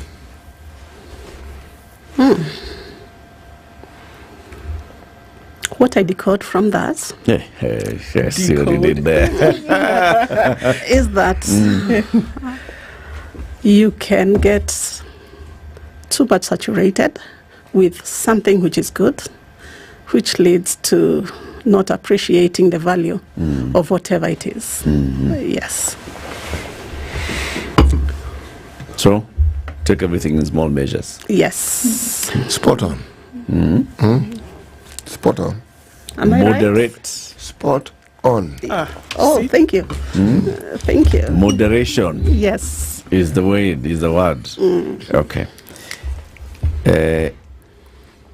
Tech at AI Kenya. Let's start with that. What does that mean? It's an institution that deals with AI and brings about, especially the young people who are delving into AI, development, machine learning, and everything that is tech. It is more of an incubation for AI. People. What's AI? Artificial intelligence. Yeah, what's that? AI, in simple terms, is computer application systems that are built to mimic human intelligence. So you have something that is put together that can think and make a decision, just like a human. That is AI. Don't all computers do that? No. When you ask it 2 plus 2, it acts like Ndu. It does the 2 plus 2. Computers do 2 plus 2. But AI will give you different answers. Like, if you ask a computer, what is 2 plus 2? That's 4. If you tell it, what if it's not 4? AI will go a step further and tell you 2 plus 2 can be this. Or 1 plus 1 is 10, because it will look at the best 10 computing. So what AI does, it goes beyond the direct preset answers. it goes beyond just what it is taught to do what we call logic thinking. Okay. Yes. And it learns this logic from humans. Yes, it is something that is preset by humans, but it also has an avenue of it saying, if you go to A, you'll get B. If you go to C, you'll get D. But in case you don't find Z, what do? Think and create Z. So it goes a step further and does computation on its own as much as it's using existing data. Yes. So you feed it the initial fodder. Yes. Then thereafter, are we saying that the intelligence that has been created from the onset then has been created in such a way that whatever other option you want to find, that intelligence now goes on to, it creates it for itself? Is that what we're saying? Yes, what it does, it's let's talk about it like an aeroplane. It has its own space, and you've told it fly from Kenya to New York. But in AI, instead of following the path, you've also told it, depending on what you'll see, you can detour and go to Dubai first, go to Seychelles, go to Australia and tour the world. So what AI does, it looks at not just the data set that you've created, it will look into every other thing. It will look into other spaces and see what somebody said and make a decision. Was it right? Was it wrong? So it has that capability of going beyond what is preset to check what is there available in the wide web. It's recreating a brain. Yes. What's the advantage of that? It does a lot, especially for research and things like collecting information. So you have like the healthcare. There is something done in India, another one done in Germany, another one done in Australia. It would take very many years for somebody, one researcher, to just go to India, even with time, go to Germany, go to Australia, come to Africa, do everything. But once that information is available, a machine will collect, analyze, and give a result. So it cuts on the time, it is more reliable and efficient. Okay. Yes. So in the context of Tech at AI Kenya, so how do you bring all these things to Kenya to start incubating these young thinkers or new thinkers? What we do, we introduce this and collaborate with universities. There are 3 types of AIs. There is what we call the simple AI. There is the general AI, and there is the super AI, which nobody has gone to. So with the simple one, it's a step. Read like the face recognition, the way we do biometrics. Look at the face, recognize, open the door. That is simple AI. And then we have the general AI, where now we have things like Chat, GTP, and everything else that people are using nowadays, where it goes one step ahead of recognizing, looking for other information, and giving you a data set that has a lot of information. Also in general, we also have what we have text to image or audio. So you can get the text, and if it's horse, it can give you a horse, a physical horse which is running and doing everything. So there are many things. And then there's the super AI, which is now the future of AI, where we are looking at having a total machine doing the most intelligent things. Right now, AI has no empathy. So whether it's a robot or anything, I cannot look at Eric and say, you look sad. Yeah. So let me not slap you today. Although the program tells me slap this guy. So that's the future, where we are looking at now having the total, apart from the intelligence, having all the other emotions of a human being in AI. So we normally pick young people and group them into what they are good at. There are those who are good at robotics, very good techies who, once you give them something, they want to, the way boys want to make a car, make it move. Those ones go into the simple AI. There are those who want to go into now thinking, what if this information is not right? How can I put it back? Now, that goes into the general AI. So that's how we normally categorize the people we are picking. Do girls like these things? Unfortunately, the societal norms in Kenya have classified IT as a man's job. And we are trying to break that barrier. A research was done that when you do children 10 years and below, they have no bias. They want to become Elon Musk, they want to become doctors, they want to become pilots. But now, come to the age of teenage, all the way to the young adults, society grooms them. Eric takes the son to the garage with him, shows him how a man should work. Indu takes the daughter to wherever she is and shows her this is how we are going to cook. So we form that bias in our children. And that is where now you find there is something that is not breaking at all. And we need now to break those biases. Start breaking it and start going to the garage. Yeah, I do. Yeah. Okay, so how do we introduce it? And where are we saying we are to look at the Kenyan society and are we seeing, I would probably say obviously we're seeing that more young women, more girls are getting into this space. Girls are techies, girls are into all of this today, but are we saying that there's still a place where there's still a challenge to getting everybody to open up and say, well, come into this space, because many have said this is the future, this is where the world is, not even where it's going, this is where the world is today. One thing that has opened the tech industry to the ladies and to young girls is the content creation, which is a very good thing. But we are still having disparities when it comes to programming, when it comes to engineering. We still have girls shying away from such things. But I'm happy that some institutions like Safaricom have a very strong agenda on making sure there's a 50-50 on women in technology, which is good. So we need to do more, have incubation workshops, tell the girls from a very young age so that they don't form that bias later.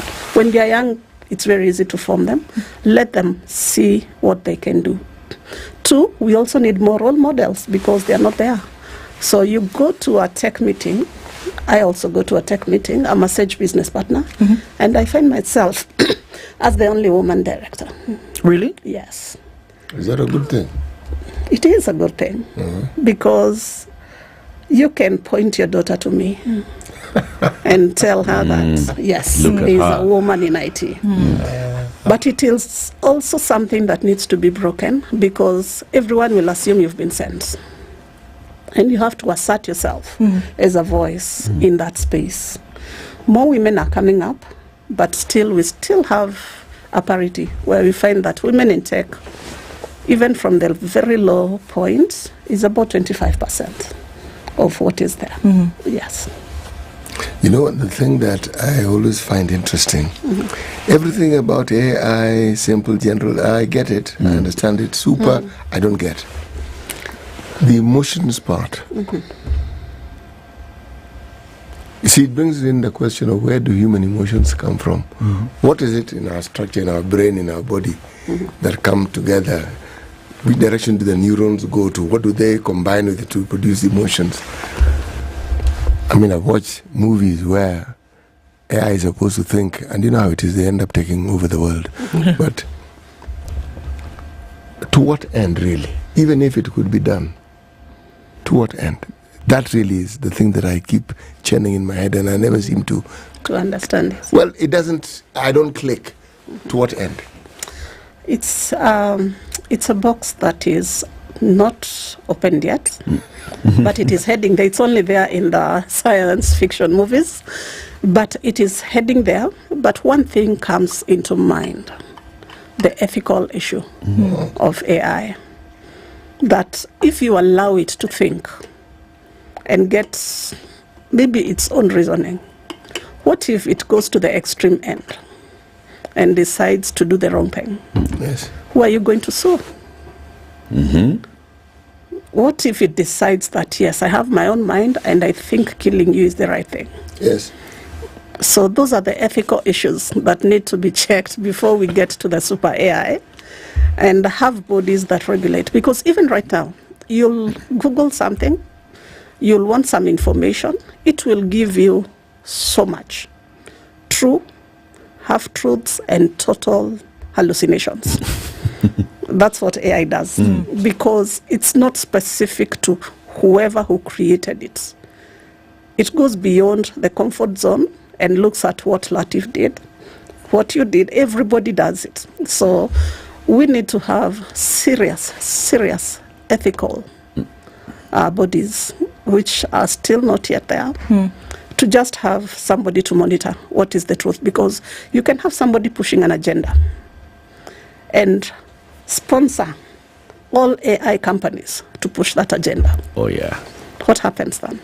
Question. You have one singular voice saying this is the right way. So we need to look at that. Ethics is a big thing in AI. Yes. Looking at, again, coming back and looking at Kenya and saying that there's so many operations where people are using AI to create, so many things. Where would you say Kenya is today in this particular space, whereby it's using new technologies for the advancement of the economy, advancement of different sectors? Are we just at the beginning where things are starting to happen, or quite developed? We are quite ahead, and I'm doing this stating facts research, not what I think. Kenya has been placed at position 5. As of 2022, 2023, we moved to position 4. So the first being South Africa, second is Egypt, third is Nigeria, fourth is Kenya. Unfortunately, Kenya and Nigeria change positions every now and then. A new technology comes, Kenya goes to number 3.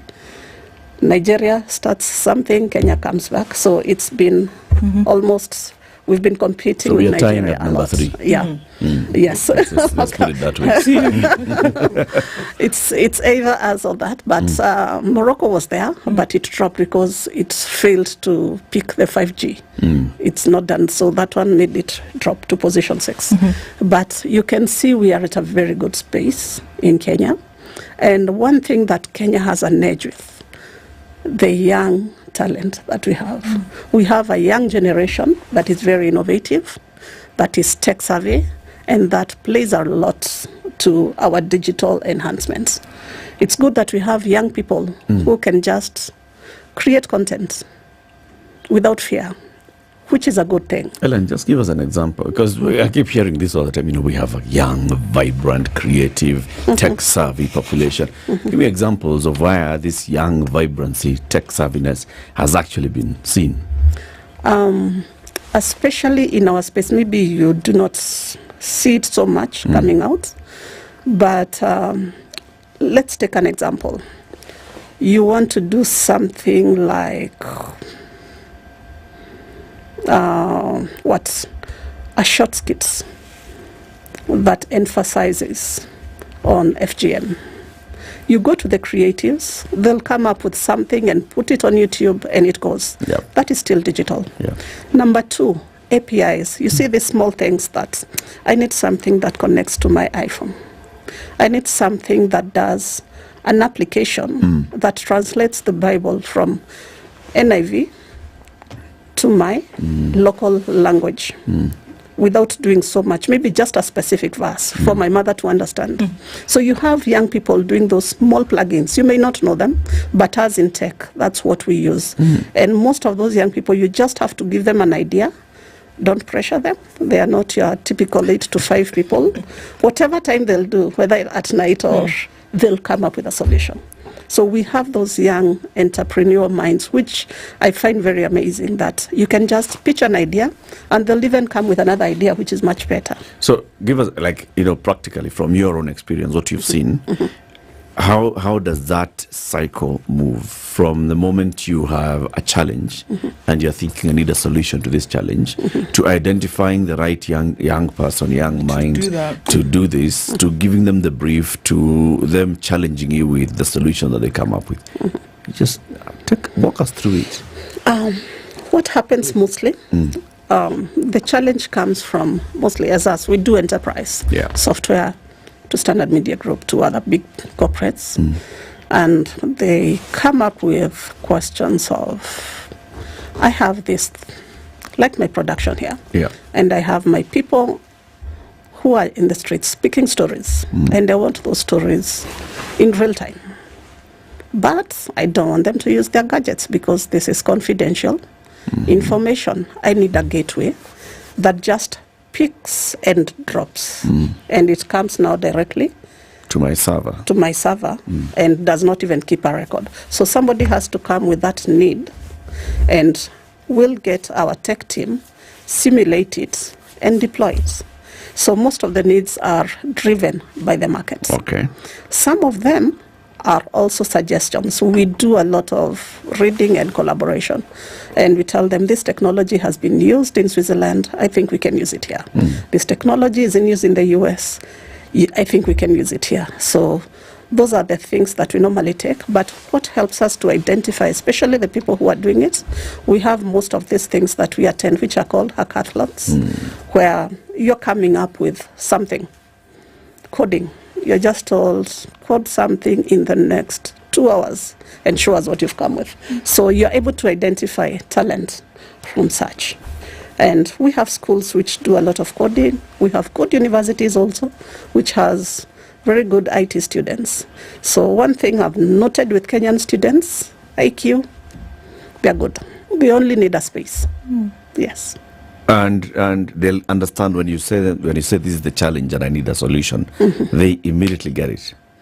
They immediately get it. And one thing I love about, I don't know, there's so much about the younger generation, which people speak negatively about. Yep. But funny enough, in the IT world, we prefer them. Why? They challenge us. You'll tell them, I need it done this way. And they'll come and say, oh, but this looks flat. Why can't we add some color? You see, they're coming up with something else, which adds value to whatever it is.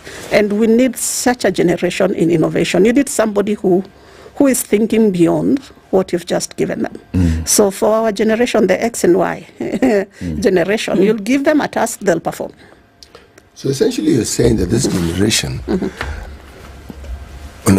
AI is still made for this generation because it allows them that freedom to explore and to let their minds roam. Again, with everything wonderful, there has to be a but. How then does Kenya propel itself? Because as you have said, we have this wonderful foundation, we have the human resource. How then do we propel ourselves to number one? Now, that one needs a very strong collaboration between the governments and especially the government and the private sector. We need to come up with synergies that can incorporate these young men. We have too many graduates doing nothing. And unless they are picked by like us in the market and tell them, I need this, that idea will remain with that young person. They'll not develop it because first they need to be funded. So when you give them that job, you'll pay them. And that's motivation for them to come up. So the government needs to put more emphasis on digital economy. They need to. Another thing that they need to do is remove the discrepancy that is there when it comes to digital footprints. The people in urban centers have the digital infrastructure, but we need that infrastructure deep there in Mount Elgon. In Mulot. Yes, we need it there so that the villagers also, everyone, we are Kenyans, so or we are African, or we need to have that digital footprint everywhere. So the government needs to do a lot, especially on the infrastructure. Do a lot when you say infrastructure, fast electricity, to fiber optic or satellite. There is what they launched, Taifa 1.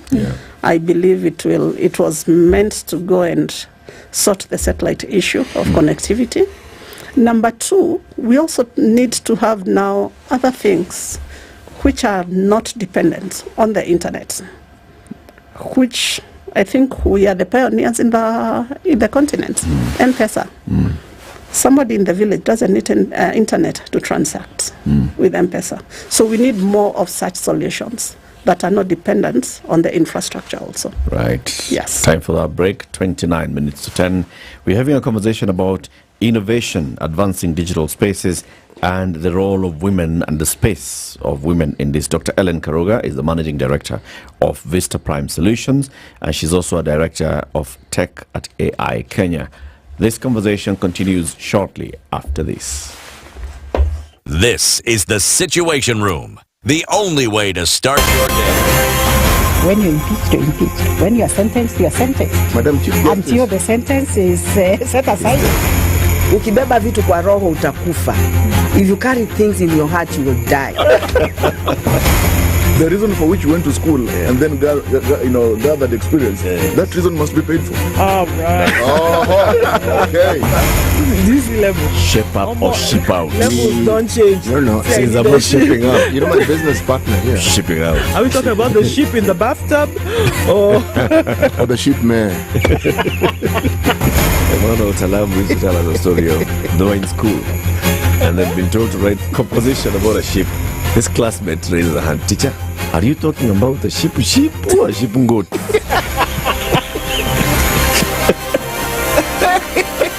The Situation Room, Kenya's biggest conversation. The weather with SpiceFM. Sunny conditions in Nairobi this morning. We'll see highs of 26 and lows of 15 and lows of 14 in a sunny Nakuru, going to highs of 27. 25 will be the high in a mostly sunny Nyeri at 21. It's 20 and sunny in Eldoret, highs of 24 and lows of 13, and Mombasa is sunny at 28 with highs of 32. 31 will be the high in Malindi, where it's sunny at 30. Kisumu sunny at 26 and Kakamega at 24. The sun is up as well. Looking into a sunny Kampala at 24, we'll see highs of 29, while in Dar es Salaam at 26 it's sunny with highs of 32 through Tuesday. Johannesburg warming up to now a high of 4 degrees. We'll see highs of 32 in Mogadishu and highs of 27 in Addis Ababa. Sunny at 26 in Lagos and 24 and sunny in Kinshasa. Quick look into Beijing, where Tuesday afternoon is at 32 and sunny. And Paris this morning is sunny at 15 and 17 in London. Still Monday night in New York. Coming into Tuesday, we'll see highs of 26 and lows of 17. SpiceFM, Malindi. It's still, I was going to say sunny on the Thika Superhighway. It is. But there's still some traffic on the Thika Superhighway this morning, coming in from the Outer Ring Junction, getting out towards the city. Wangari Highway, not so busy anymore, but we're still looking at some traffic coming off of Wayaki Way, touching on Chiromo, and getting out through towards Huru Highway, which, by the way, in and outbound, a little bit of traffic at your junctions. Heavy on Landis Road, so much so that the traffic is now spilling over towards Lusaka Road, and it will probably find its way out towards Nyayo Stadium, that junction. But Mombasa Road looks good. Let's talk through the morning on SpiceFM KE on X. Mature, intelligent talk every morning. Spice up yourself.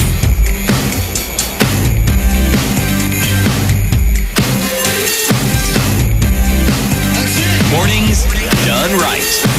94.4 Spice FM, Nairobi. Our conversation, Women in Innovation, Advancing Digital Spaces in the Country. Dr. Ellen Karuga is our guest. We hear a lot of things. You know, there's an app for this, there's an app for that, there's somebody behind it, somebody has developed this or that, the other thing. And what's the encouragement to have those done? Because, I mean, it's amazing things that you can do, take you from point A to point B.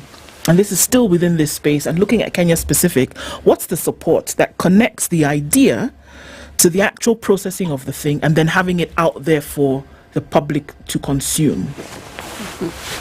Most of those apps are created because of a need. Once you see somebody putting an app, maybe a filter for the iPhone. Yep. Because you need better photos, you need to pick. Your phone is actually now your office. As you're going there picking a story as standard, that is your office. So those are market-driven needs, which are very important because they not only create a space for the young people to express themselves, it is also a space for monetizing whatever you have. So one thing that apps have done is that they've created another parallel market of employment, which is very good because for most developers, you do not employ them. You just give them the piecework they do deliver, go to the next one. So you find that they are making money from different sources, and that helps grow the economy. So it's one of those areas that have really boosted the IT technology worldwide, not just in Kenya. So apps development is something that is big. Is the education sector supporting the present day scenario? I'm imagining somebody who is in IT today and graduated from university in the year 2000. Oh my God, it's a totally different age. 20 years ago, it's not even the same galaxy in terms of what's happening with. So do you find that there needs to be constant learning and relearning of, new information? What happens to that somebody who went to school 20 years ago and is operating today? Well, that makes most of us. One thing with IT, it's the most dynamic field you've ever seen. It changes not in an year. IT changes even in a week. A week can be a very long time for you to even catch up. So there's a lot of upskilling in IT. The beauty of it is that so long as you're practicing, the emerging technologies will always be up to date. So most of the things that the people in tech do is make sure you're practicing. You're doing something, you're coding, and that's how we find those apps coming, because you don't want to be left behind. Do something with your knowledge, it will find someone and upload it somewhere. It will find somebody to consume it. So you must upskill. That one, there's no go between that. You must upskill. Yes. We've seen very many organizations or, just groups of people saying we are supporting women to get into STEM. We are supporting women to get into tech, into innovation. Is it bearing fruit? Are all these efforts bearing fruit? Can we actually sit back and say we are seeing more and more of this? We are seeing a greater entry of the girl child into this space of STEM. And not just entry, but growth. I believe the fruits are there and they are growing, albeit slowly. But the initiatives that have been there to enable women come up with tech are bearing fruit. But what I'd want us to do as a nation, as Africa, as the world, is start doing this early enough. Because you need to inculcate. If somebody wants to take STEM subjects, you have to build the interest at a very early age. You cannot come and start it when somebody is already past high school and university, yet they did not even take the basic courses that are needed to be in the tech world or even in the STEM environment. So there is a need to empower our children, help them remove the bias. As the research said, anyone below 10 does everything well, without whether science, maths, but now comes the issue of conditioning the mind and the society. That's when you find now they start thinking, no, I think I'm supposed to be doing more of this than this. So we need to start it at an earlier age so that we bridge the gap that is there. But the efforts that are coming up are actually bearing fruit, because we've seen women, even in the grassroots, being given a bit of literacy on technology, and they use it well. They make their own baskets, they're shown, and somebody helps them pick a website, and they upload whatever they've done and they sell. So it's picking, but more needs to be done. The power of example and the role that would play. So for instance, I'm just thinking, every time we're talking about tech and innovation and we're looking at examples, we're looking at male examples. Oh, this guy was in Stanford, he's in Harvard, they dropped out, they did it in their father's and mother's garage, and it's men. Even if you look at, with the one who is placed up there, the lady at Facebook, what's her name? Sandberg. Yeah. She is not the founder. She is somebody who comes in to support the founder. Yes. So how can we get more examples, or maybe just start highlighting those stories, even in the country, of women in tech who are making big strides, whether they're young or old? I think spaces that you're giving us, like this one you've given me today, go a long way in encouraging women to join the tech world. I've had spaces in media, and a lot of girls have reached out to me. A lot of parents who, especially men who have daughters, have reached out and said, I'd want you to mentor my daughter, and those are good things. So we need to do more campaigns. We need to give them more spaces. They are there. My problem is that women do not amplify themselves well. They hardly package themselves. Why? I don't know. I think we need to learn from the men. We still have a long way in that. But knowing that our nature, being that we are naturals, we are mothers, we are wives, we have a lot in our baskets. So most women do not amplify themselves. Yet I know so many exemplary women who are doing great things. So we need to have those spaces and encourage women to come out. I find it a bit sad that when I even invite fellow women in tech, nobody wants to speak. They're like, no, I want to speak in a public forum? Yes, speak in a public forum. They want to be there, but sit at the back, smile at the photos. They want to be modest. Yes. Is this something you see with, say, women who you could say are part of your generation, or is it also with the younger generation? Oh, mostly it's the X and Y generation and the older ones. The younger generation, I love the generation. Those guys are amazing because they have no fear. You give them a chance to just sit, they'll stand on the seat. They'll not just sit. They'll just stand on the seat and make sure everybody sees them. So it's a good thing that we have a generation that is not fearful. I think coming from post-colonial, things have slowly changed. We are shedding that. We are shedding that fear. So, what's your story, Dr. Karuga? Oh, my story is long. The summarized version. Yes. So you are Dr. Ellen Karuga, woman in tech. Yes. Okay. Take us. Let's go backwards. What's your professional background? I started quite early. I was a teenage mother at 18. And when motherhood comes and family comes, something stopped. So my journey started with what society taught me to be. I started with secretarial. I have very many papers. I can type like... Without looking.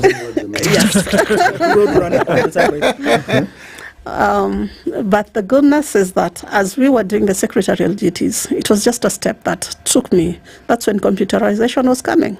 And I did the packages. And something clicked in me. It's been a long journey. You understood those packages? Yes. Those things were difficult to understand. You remember, introduction to, first as we even did those, and then yes, DBase 3. It's quite a journey, but that is what opened. Once I started it there, it opened something in me, and I got an interest in tech.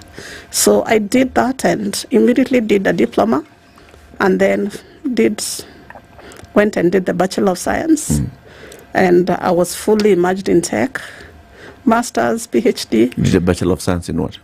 In Computing and Information Systems. Okay. So when I give my journey, and I normally tell people, it's good to start where you are. I started as a secretary. I'm a software engineer. The only barrier that is there is you not starting. Most people do not start, and that's unfortunate. They're waiting for that, moment to do something. And everything has got to align, but you don't just start. It's not just get up and go. You don't just start. Things have got to be. Actually, They came up with the phrase "get your ducks in a row" for a reason. Yes. Cross all your T's and dot your I's. What you need to find out is the people who came up with that. Why did they favor ducks being in a row? Yes. But remember, ducks actually do walk in a row. Yeah. They do. Look at the way ducks walk. Yeah. But I think the example Dr. Karuga is talking about, that is the example. It's a good one. You see, you don't limit yourself to where you find the space you find yourself in, and then you don't define yourself also with that space. you understand that there's more that can be done, and you kickstart and you move. Yes. And you don't stop, you keep moving. Yes. Yes. And knowing that I've done this as a mother and a wife, I'd want to encourage, especially the ladies who make an excuse of, I have children, I'm married. I'm still married. And you still have children? I still have children. Yes. I still cook. Okay. I still do everything that it just takes somebody to move out of the comfort zone and follow. We talk about barriers all the time, the glass ceiling, women and the glass ceiling and the opportunities. Do you think those are justified, or are there times when people, as you say, you're looking for something to give a reason why not? So you use all those, buzzwords and terms and terminologies, or actually are there barriers? There used to be barriers for the other generations. But with the current generations, I think the parents now, the children we are bringing up, most parents have broken those barriers. And I'm sure if I come to your house, there is no favorites. This is a boy, this is a girl. So those barriers are slowly being eroded. That being said, there's still what we call time. Women still have that holds them down, because when it comes to being a mother, at times you have to shed off a few of those other responsibilities. So one thing that I ask ladies to do is always to look for a support system. Don't try to be the supermom, superhero. Get a support system. Let somebody assist you. Get a nanny. Get a sister if you cannot afford a nanny or a cousin. Be tolerant, because half of the problems is intolerance of women. Look at where you're going. Stop focusing on... Don't major on the minors. Yes, on the minors. Focus on the bigger things, and life becomes easier. But I feel like the barriers have been broken slowly. Apart from the issue of balancing the home, which is very important, and the career, we are headed in the right direction. Because it is demanding, is it not? Especially this arena that we speak of. Is it not demanding in terms of a load of things that you must do? This tech space requires everything about your mind. You have to be present, does it not? Is it not demanding? It is demanding, quite demanding, because especially some of the tech world, let's talk of software and hardware and enterprise software. Most of the upgrades are done at night. Okay? Like even Safaricom or your banks. They'll tell you, we'll be down between 10 p.m. Yes. Yeah. So the systems are not auto-updating. There's somebody behind doing those updates. So you can imagine, if you take it as a career, the same way a nurse, a theater nurse works at night, a doctor works at night, and it's allowable. You should also have women allowing themselves to work in the night shift and come and stay with the children or rest during the day. So it's a career like any other. So I don't see a big problem, but it needs a lot of sacrifice. That is one thing I need to tell somebody. There are times we've worked late at night. But look at even your career. At times you're here at 4 to start the morning. So I don't think there is anything so straight if you want to achieve something great. Unless you just want to stick to the 8 to 5 careers, fine. But if you want to move further into the space, it has to have some sacrifices.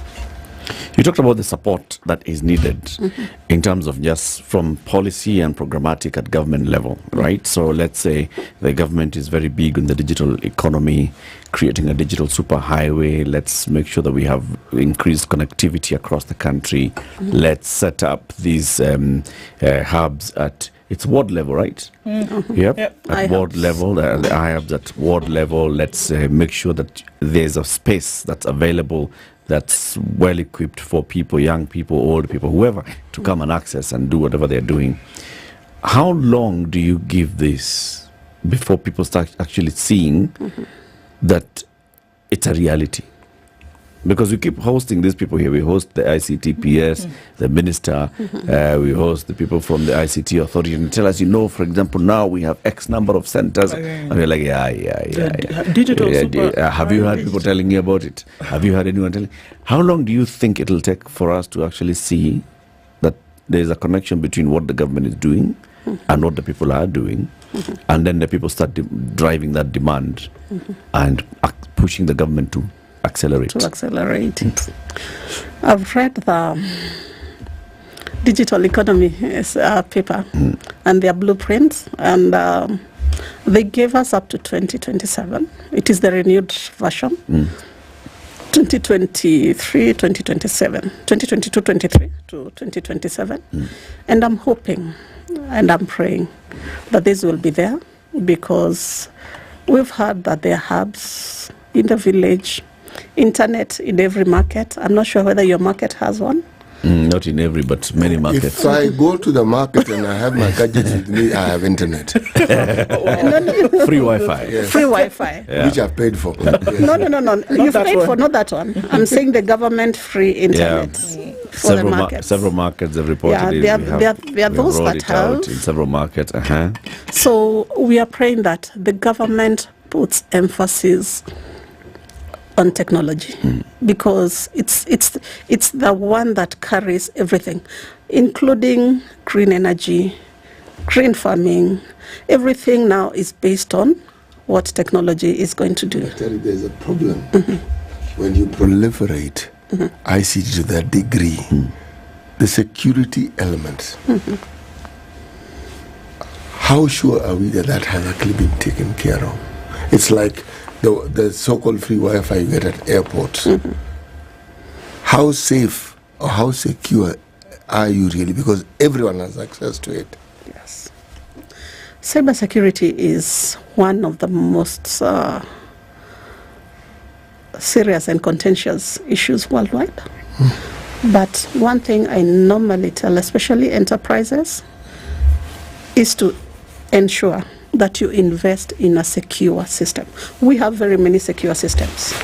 The problem is that the cost is also quite high, because when it comes to cybersecurity, you have to keep updating almost on a daily basis. As much as we are here as programmers, we have the same programmers, including I'm an ethical hacker, certified. That means what? Yes.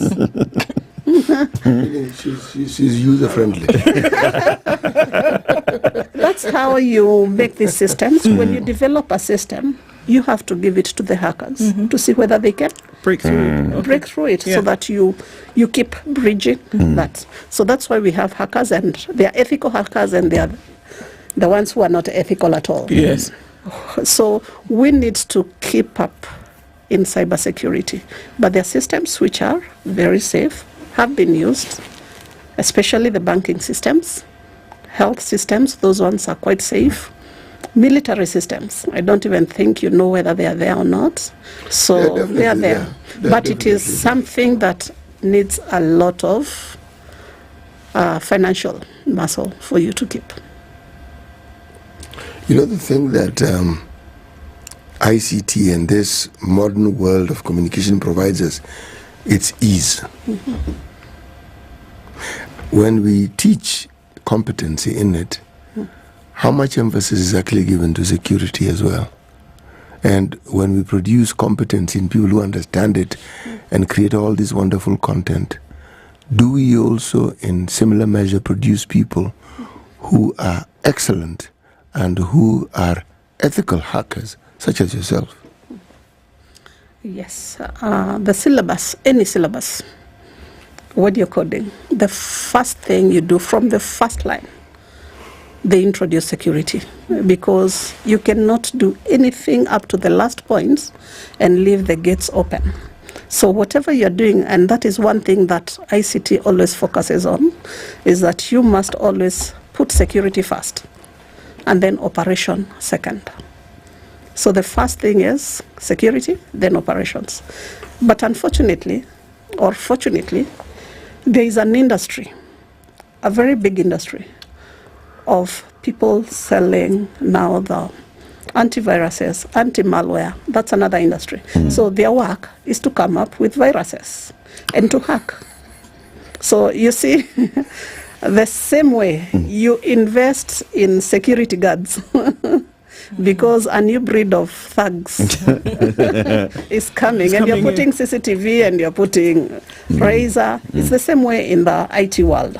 You're building very secure systems, but there's also a parallel where it's a big market. And that's why it's a big market, because they sell the software to counter this. So it's a rat race.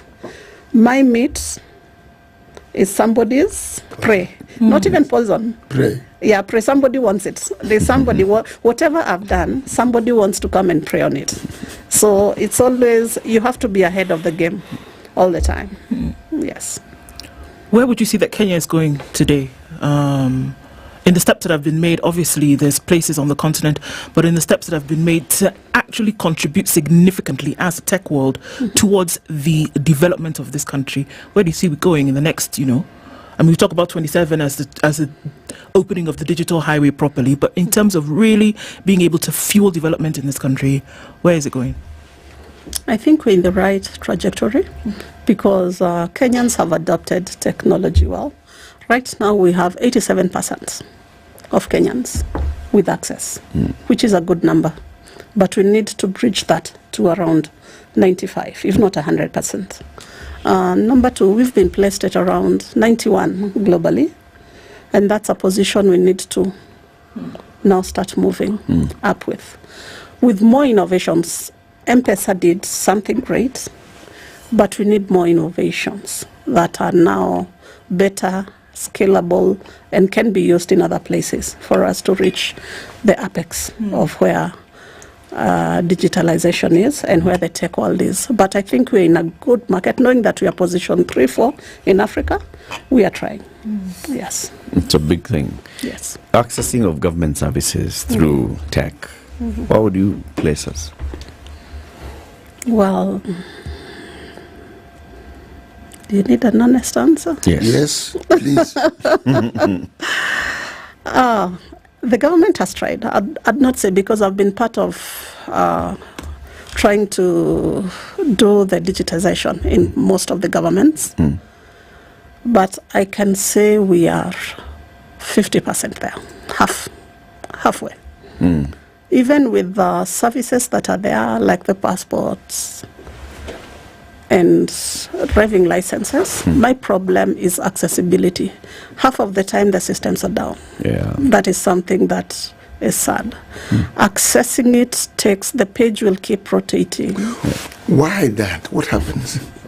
The infrastructure behind it. The government needs to invest. It's a greater investment on the back investment, end. yes. So that somebody with high speeds will do it, but you can see a villager trying from a simple smartphone to access. It will be very hard for them. So they need to do more. They are still doing it. Some counties have taken up very good digitization processes, but I think we need to go more ahead. needs to be done. Yeah, more needs to be done. Dr. Karoga, thank you for coming today. Thank you too. Dr. Ellen Karoga is the Managing Director of Vista Prime Solutions, Director of Tech at AI Kenya. She's been our guest. We'll be talking about innovation, advancing the digital spaces in Kenya, and women and what they do in it. Thank you for tuning in to Kenya's biggest conversation,